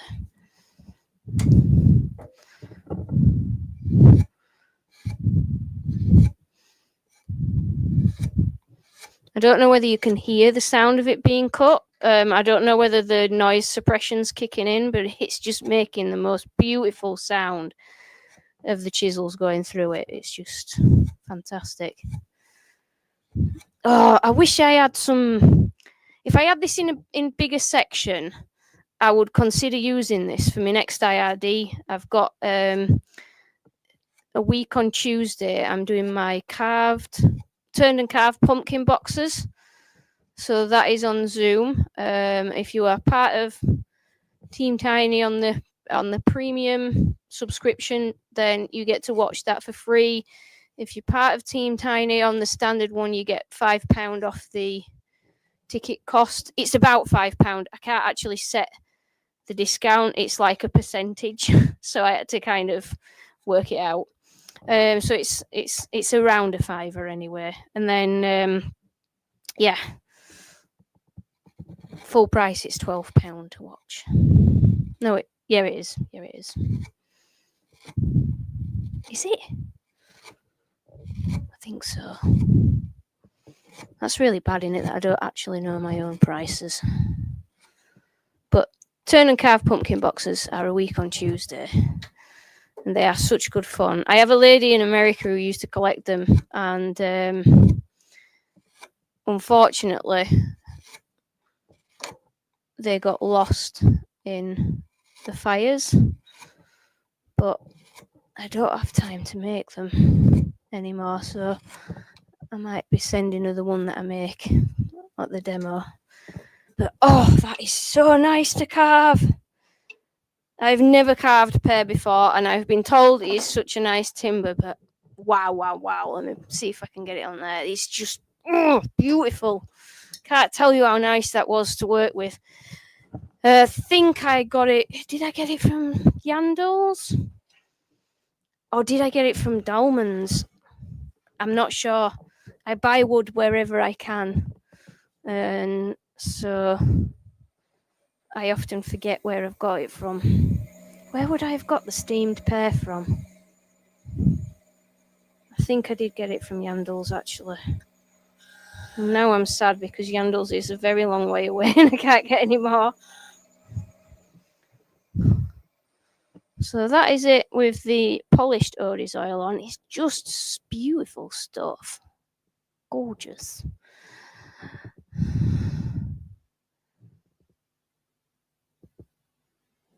Oh, okay. Let me just see.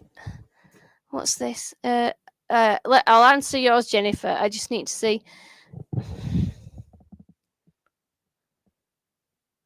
Oh, I see. So someone has been shopping with you, Mark, and cleared you out. Okay. I see.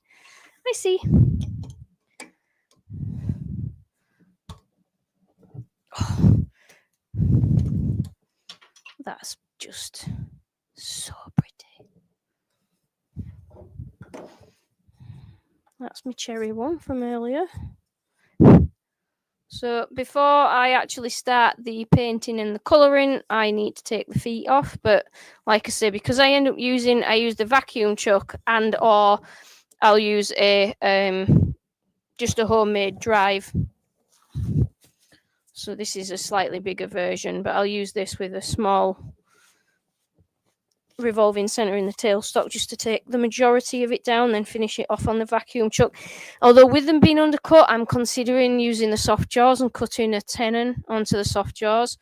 So that is a great drive, and it doesn't damage the edges. That's what I'm most concerned about, because we've got such nice crisp edges around there. They don't want any kind of damage, and it just worries me that with the soft jaws, even though it says that they're soft, they're not that soft.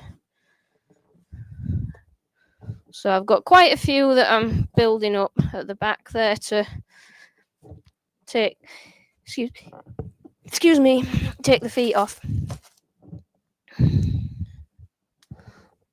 Oh, but I don't need big. I need skinny. I need some inch boards as well. Right, so yeah, if you get any inch boards or inch and a half as well, I'm interested in that. In sport beech, sycamore, anything brown oak. Jennifer asked about, can you sharpen carving tools on a Pro Edge? No, you don't need a specific sharpening system. The Pro Edge or something like that is really good to remove metal. So when you first buy your chisels, or if you need to reshape them, then you can use something like a Pro Edge or a higher grit belt or wheel, whatever, so that you can reshape it. But then you do need to come down, just like with sanding. The idea is that you end up with a polished surface, so you've either got to work through different grits. So some people will set up a set of sanding discs for the lathe, and you can sharpen it that way. If you are doing it on the lathe, you need to put a magnet down or something to collect any swarf, because otherwise you'll end up all over your lathe bed.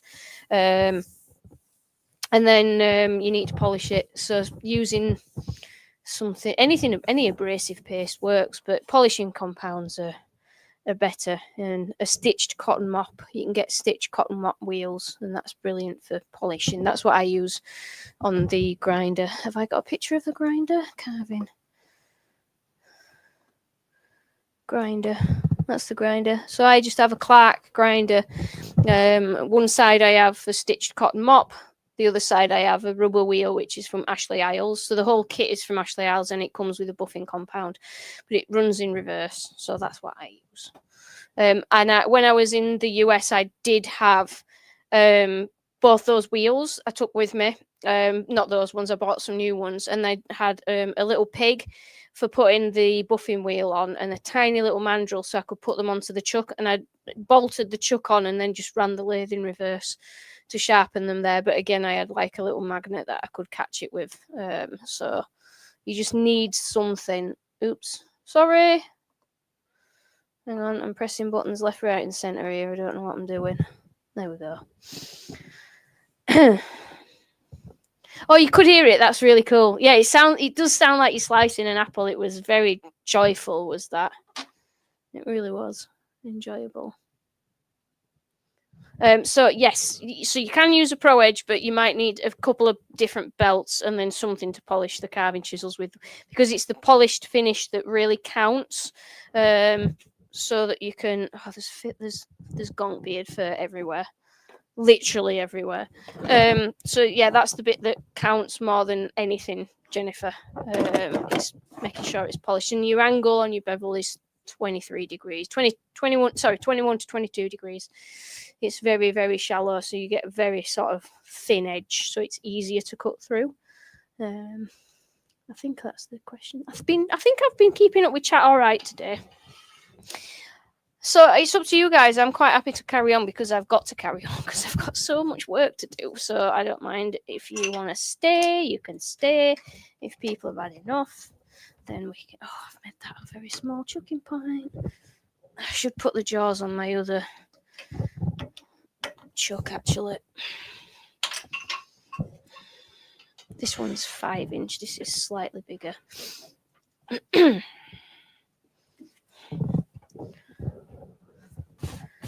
I need a drink.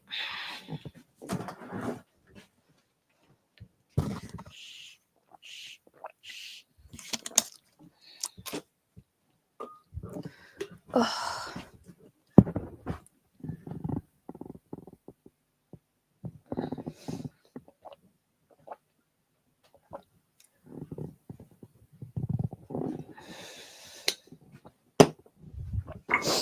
Oops. I've got lots of part-turned hollow forms down there as well that I need to finish. Oh, so much work to do. Oh, we still got quite a few people watching. Oh, Harvey. Hi, Harvey. I've just... The Facebook has just popped up. Harvey, if you want to jump over onto YouTube, I can see your comments more because I'm struggling. Not all the Facebook ones are showing up. So, hi, Harvey. Hi, Marie. Good morning to you both.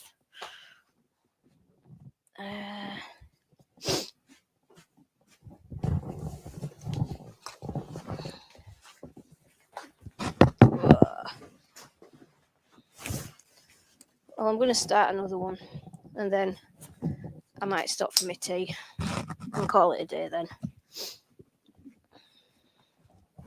I will be carrying on. I just won't be streaming. But yeah, you guys doing the live stream today encouraged me to tidy up the workshop. So, oops. It was a very good thing.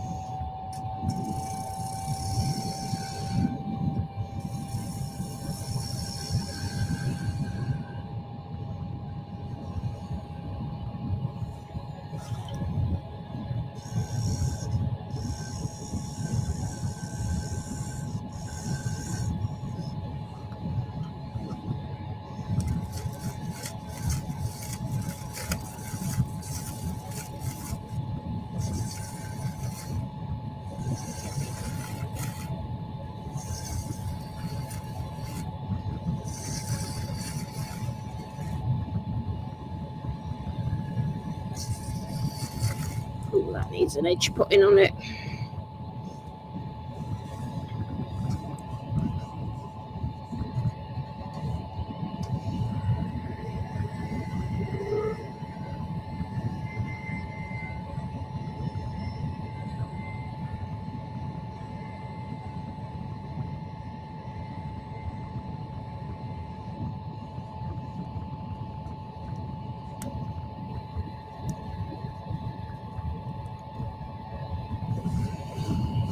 Just put my oven on. I need to cast a little bit later.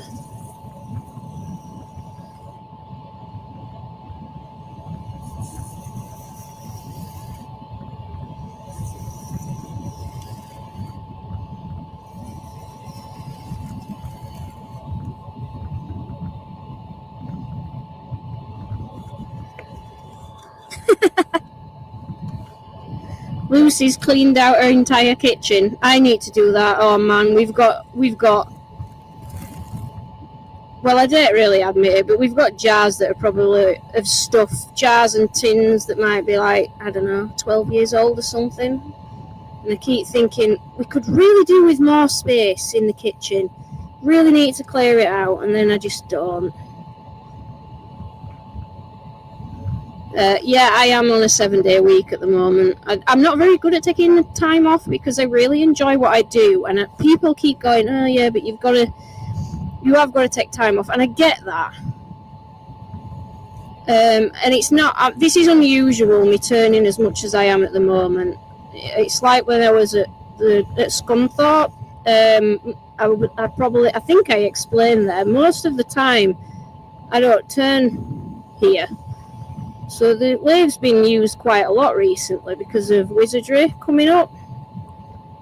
And me actually selling work for once, which is a terrifying thought. Actually having to work out the costs of things and all sorts, it's just scary. All of it. It's not me. I don't do stuff like that. But I'm having to learn.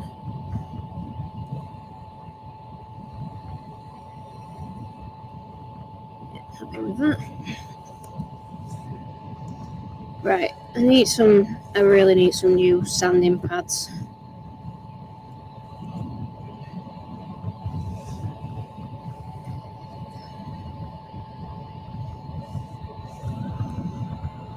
Hi, JP.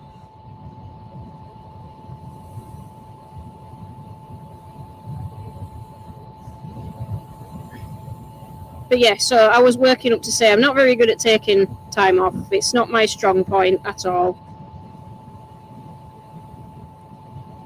So normally it's getting up, doing emails. I think that's the one thing that I wish I had time off from is emails. I hate emails so much. Get so many of them. I'm good, thank you, JP. Are you good?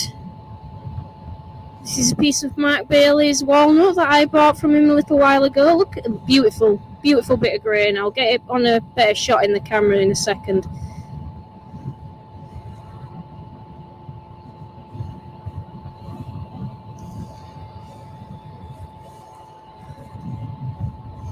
Oh, I don't have any of them pads out, do I? Flipping it. Oh, yeah, I do. What have we got on here? Oh, perfect. Exactly what I was looking for.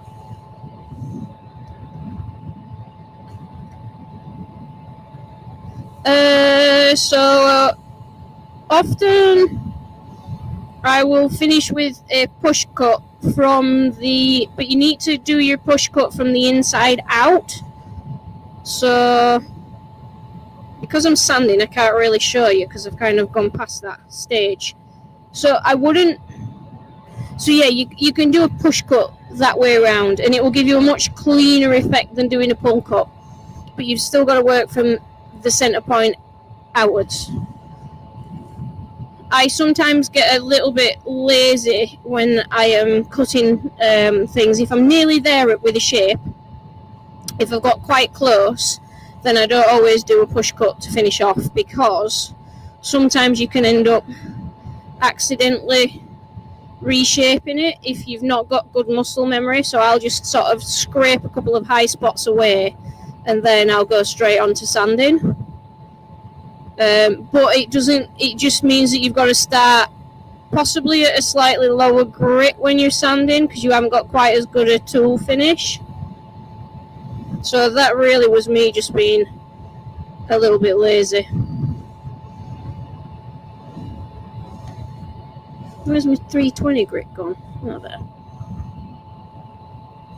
Yeah, I can't wait to get some oil onto this. It's going to look gorgeous. Yeah.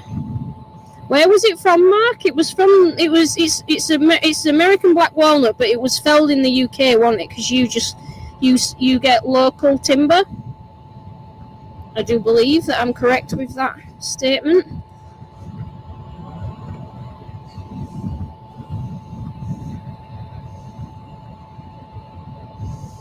But yeah, so you're definitely not wrong doing a push cut, is what I'm trying to say. You get a better result.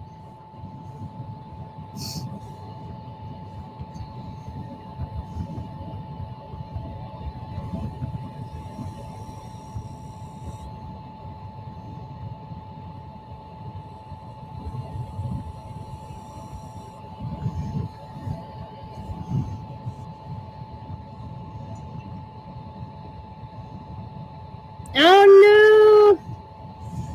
It's almost purple in colour. Sometimes walnut looks purple. Oh, that piece of yew from yesterday was gorgeous.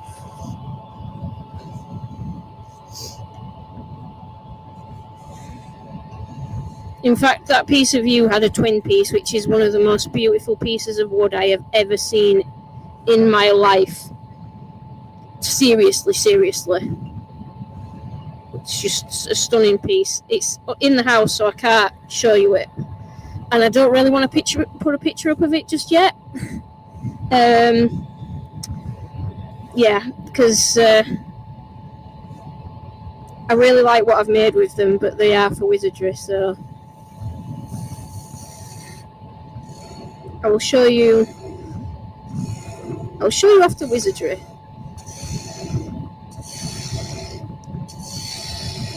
Walnut's another wood that just, it cuts like that pear. It just cuts like butter.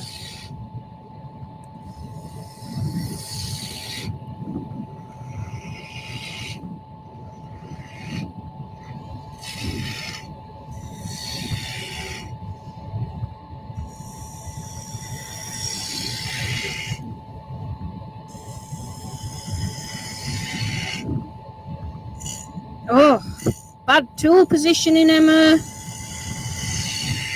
So that kickback, let me put it onto that camera. That kickback here, this is why I never turn the edge until the end.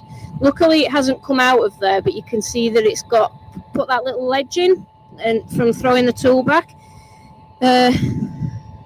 Basically, I wasn't going far enough over because I've got very, very short bevels on these. I've got to be right over here when I'm introducing the tool.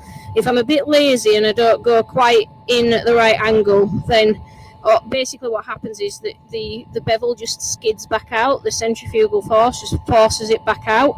Whereas if you go in so that that bevel is flat and then you cut a flat, if you go straight in, you create a shelf, so it's up against a hard edge, cannot possibly go out. So that's from me not attacking the wood at the right angle. Completely my fault. Hello, Mr. McEwen.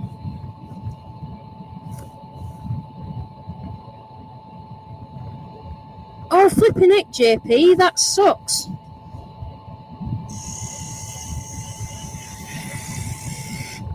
I have to say, yesterday, nothing as serious as you, but I woke up with a dodgy shoulder and I'm like, oh, I've got all this work to do.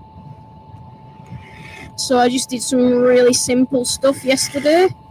And then it was only because I'd slept on it funny. It was like, it almost feels like your shoulder's trapped.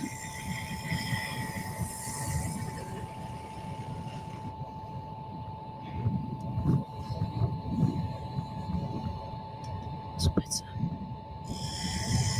But yeah, that doesn't sound fun, Jamie. Right, now we've resolved that issue. Now we can turn the top or the edge.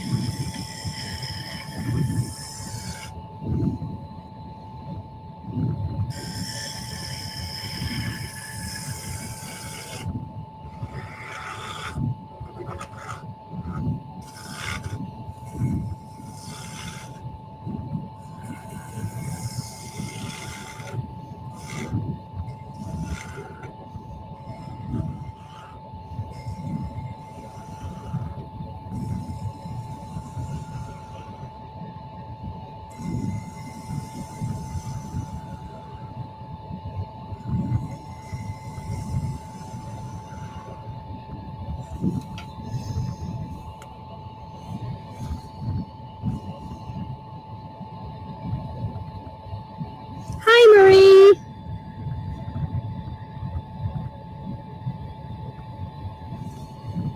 Happy with the size. Base is still a little bit thick, but we're, a couple of cuts away or something? That might even be it. As I say, I don't want to go too mad with the hollowing because I start to do that and I don't like the end result. So I do want a bit of chunk in the base.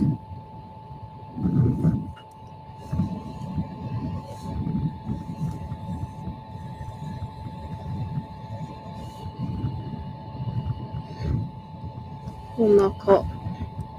The fateful one more cut.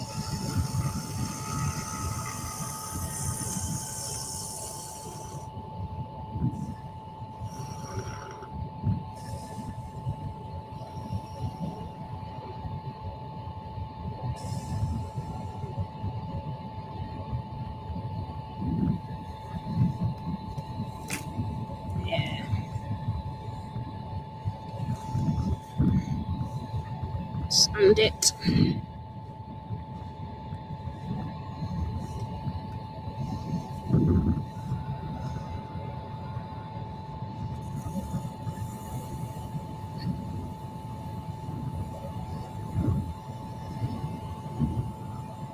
Marie, have I sent you a ticket through for the pumpkin box?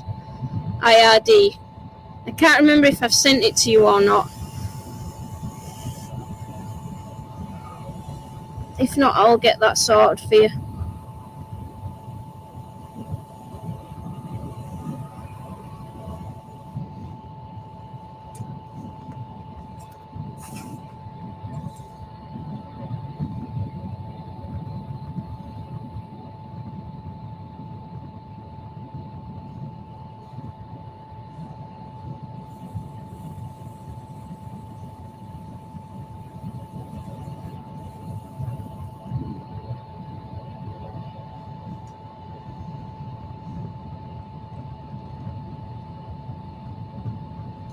Thought so.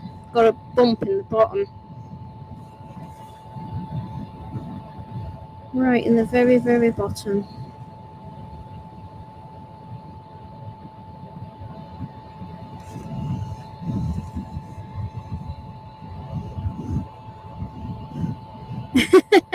Biker's chicken.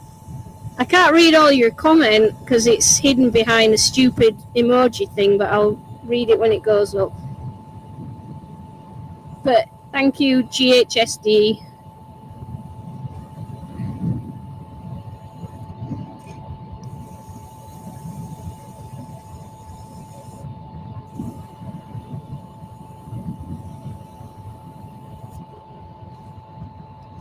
Okay, I'll send you one through, Marie. I wasn't quite sure if I had done or not, but I'll get that sent through.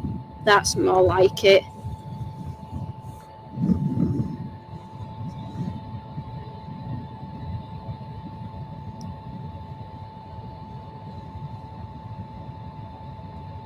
See you, Charlie.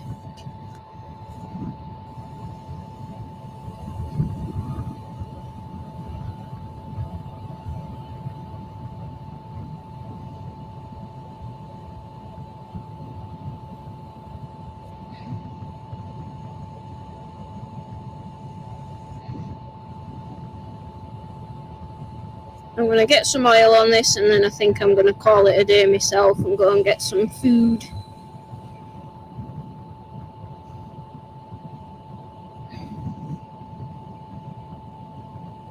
It's been really nice having some company in the workshop though.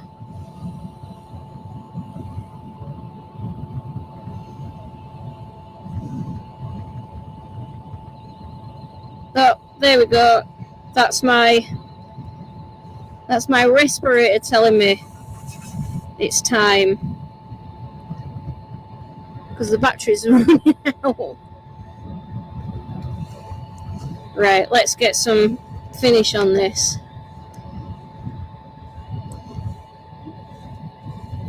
So again, I'm going to use the Odie's oil.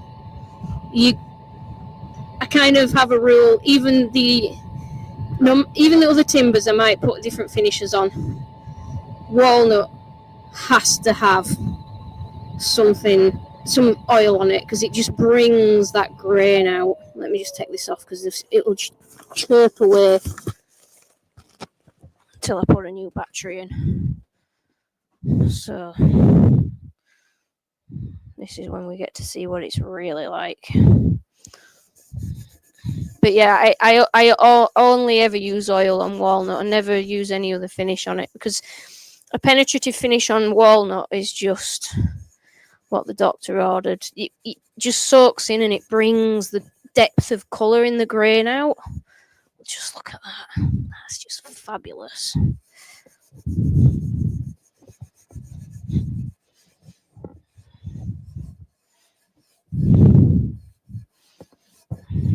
Do you know what? I often don't put warm colours with walnut when I'm using the chameleon colours. So like Phoenix, for example, I wouldn't use it, but I'm kind of considering it on this because it's got quite orange sort of colour running through it. Look at that. That is just gorgeous.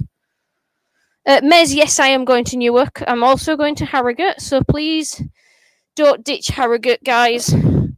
A lot of you normal demonstrators and exhibitors are going to be there, and it's cost us a lot of money to go, so we need you to come and support us. Just letting that soak in, and then I'm going to put the other one. Oh, that's cool, Jamie. That's ace. I've still got that piece of resin. I haven't touched it yet. In fact, it was on a live the other day. I need to decide what to make from it. I have a rough idea, but I don't like turning things till I know what I want. Oh, that's cool. That's ace, Haley. Excellent. But yes, I'm going to be at Harrogate in November, and then Newark is in March next year. Although my setup might be a little bit less complicated in March, because I've got a lot going on in March.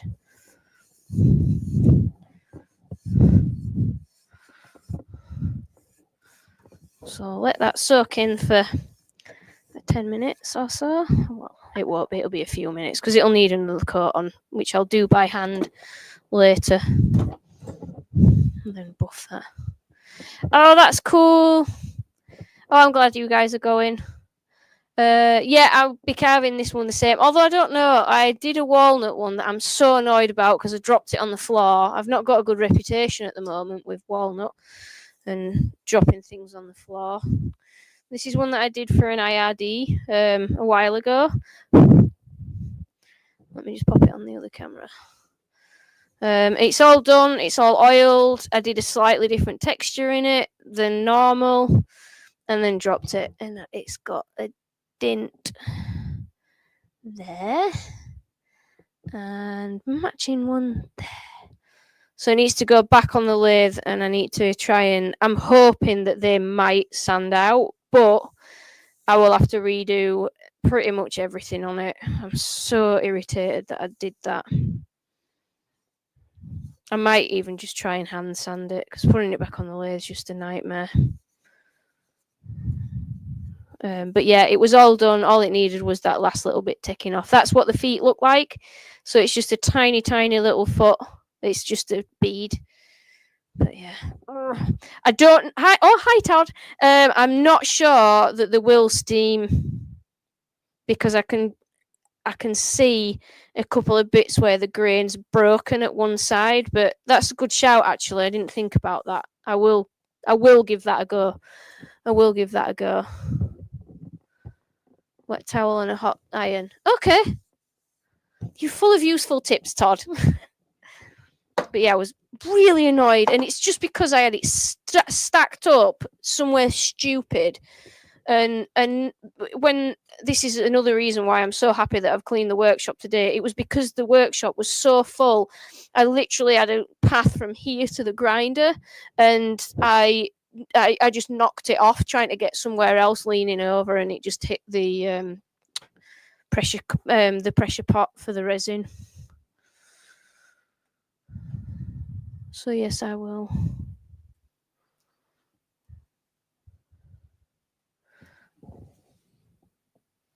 Oh. It held your comment because you put nuts. That's so funny. Oh dear. I probably Tim's just saying I should leave it as it is. I kind of almost should, because if I put it back on the lathe, it will spoil it, really, because it will likely have gone oval, and I can absolutely guarantee that it will be in the low spots, not the high spots.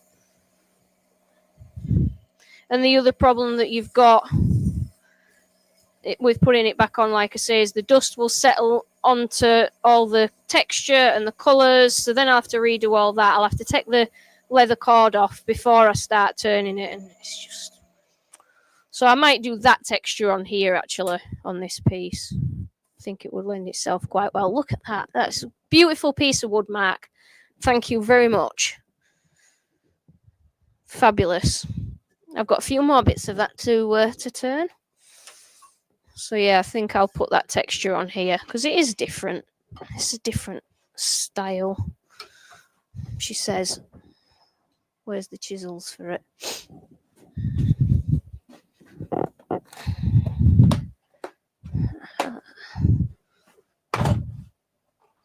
Why is it restricting people's messages? Stop it.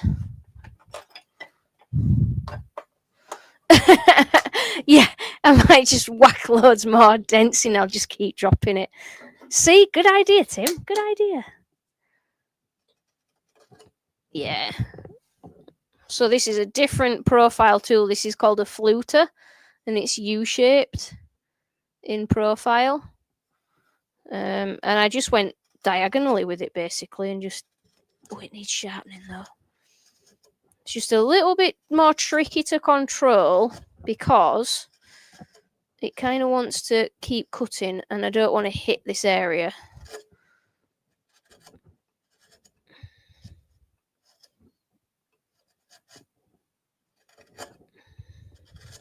You can see it's kind of skidding off a little bit. That's because I'm having to put quite a lot of pressure in to make it cut. Let me see if I can hold it differently. So sometimes I hold like a pen, and what that does is it stops it from going too far, but it's not actually working in this instance. I need a little bit more force. So I'm twisting it to help it slice. Yeah, it needs sharpening, does this. Anthony, I tend to. It says on the thing that you can see it for a couple of days. To be honest, I forget about them and they end up staying on for like a year, if I'm completely honest. So yeah, you'll be able to watch it back.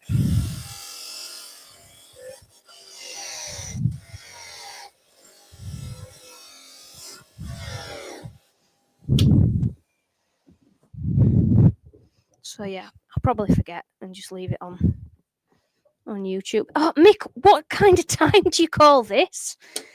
Eh? Oh, I'm not in indexer, that's why it's not working. There we go. I can't see through safety glasses for carving. I just can't do it. And, you know, if I'm going to jam a carving chisel in my eye, I shouldn't be using one.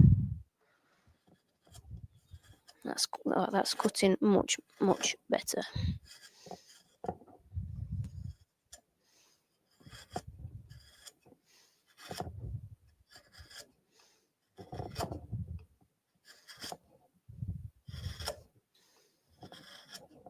How's the shop going, Mick? Are you having, like, customers in yet?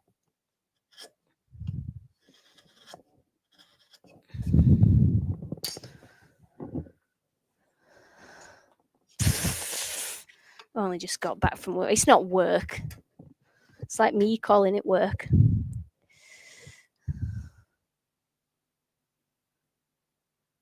Yeah, I don't know, Jamie. The reason I use the carving tools is because with me being trained to use them, I don't want to let the skill go. So yes, it would be faster in some respects, but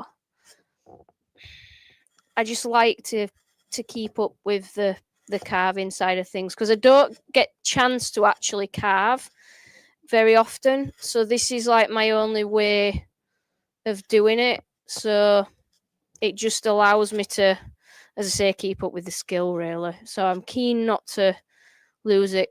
I know it's probably like riding a bike that once you've learned you won't forget, but I really never get chance to carve. So for me, it's kind of doing two things at once really. But yeah, I've got a little micromotor and I've got all sorts of little burrs and all sorts of cutters to use with that. I just like to do the carving. Right, I'm having to come the other direction because I'm going into the grain and it's just causing a mess.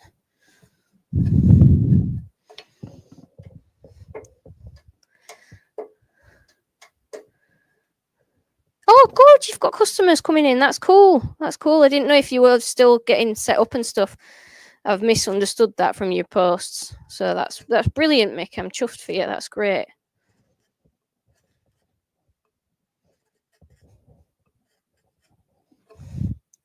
Yeah, I'm very pleased. I need to come and visit. Me and Roy will come down and come and badger you, give you loads of hassle. Ah, that's a better method. One up, one down. That's giving me the effect that I want.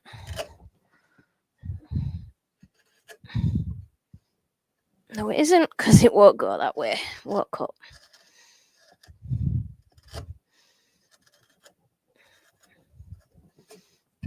Anyway, you get the idea, guys. I'll probably...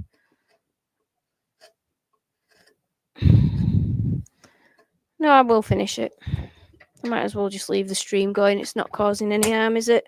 If people are having their tea, you can disappear off whenever you want. It's not a proper demo.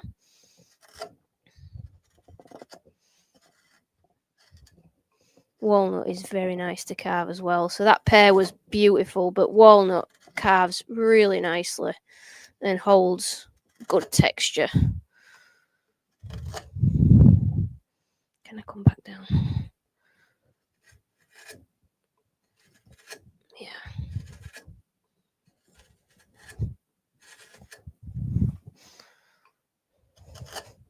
So I will, when I've finished the stream at some point this evening, I will put those new airbrushes up for pre-order on the website.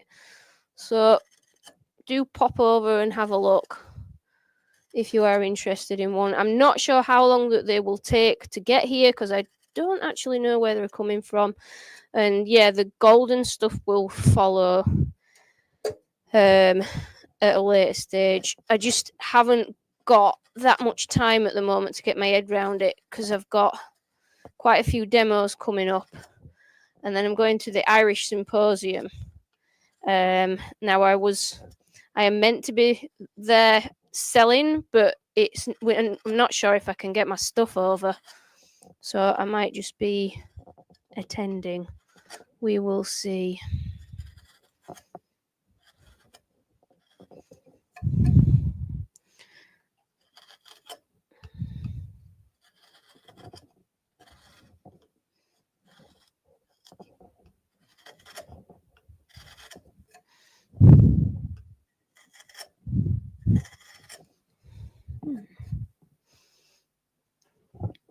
Thanks.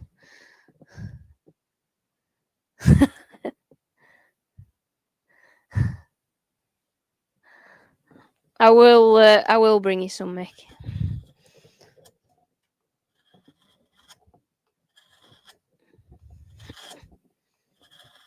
Black, both of them, black and white.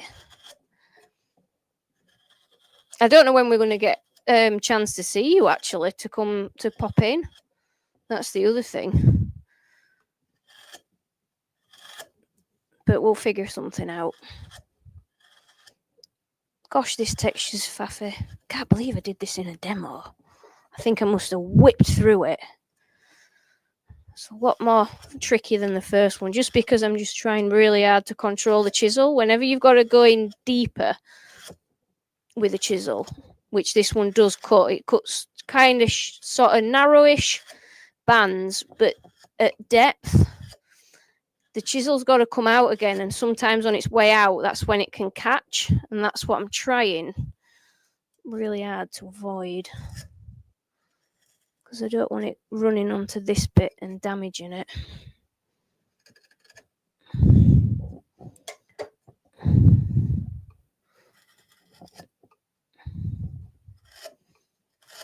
Let's just do a load this way and then do a load that way, because this is on the length grain. That's working a bit better. It's a bit joined up though. Need to stagger it better. That's better.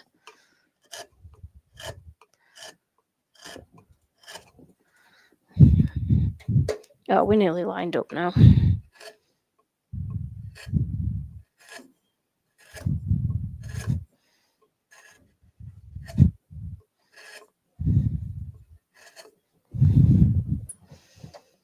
Oh, I went off piece with my angles.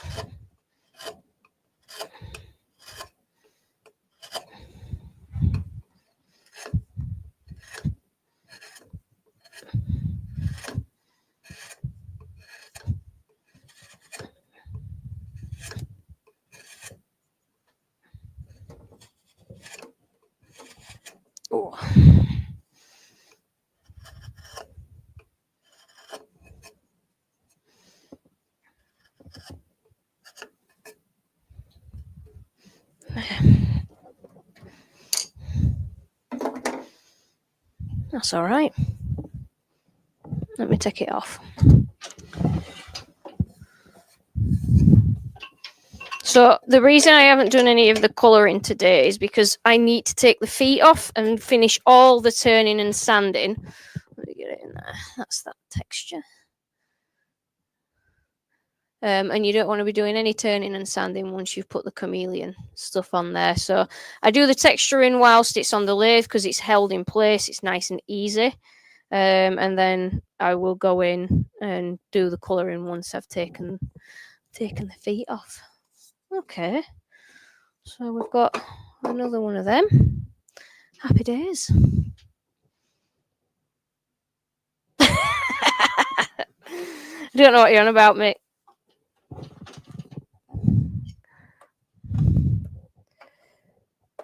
Just let me know, Mick. I am going to. I might be kind of passing on Thursday. I've got a demo in Cambridge on Thursday evening, but I've got to do an assessment, and it's kind of going towards.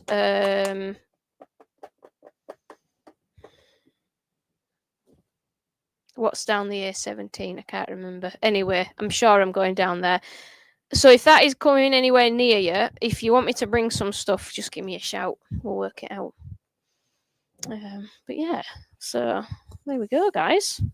So thank you for giving me a bit of company. I've really enjoyed my afternoon, and I've been very productive, which is good fun as well. Yeah, I will probably do maybe a couple more of these. Well, I just need to get back on the horse and do some more streaming generally. So it kind of killed two birds with one stone coming on today and doing this.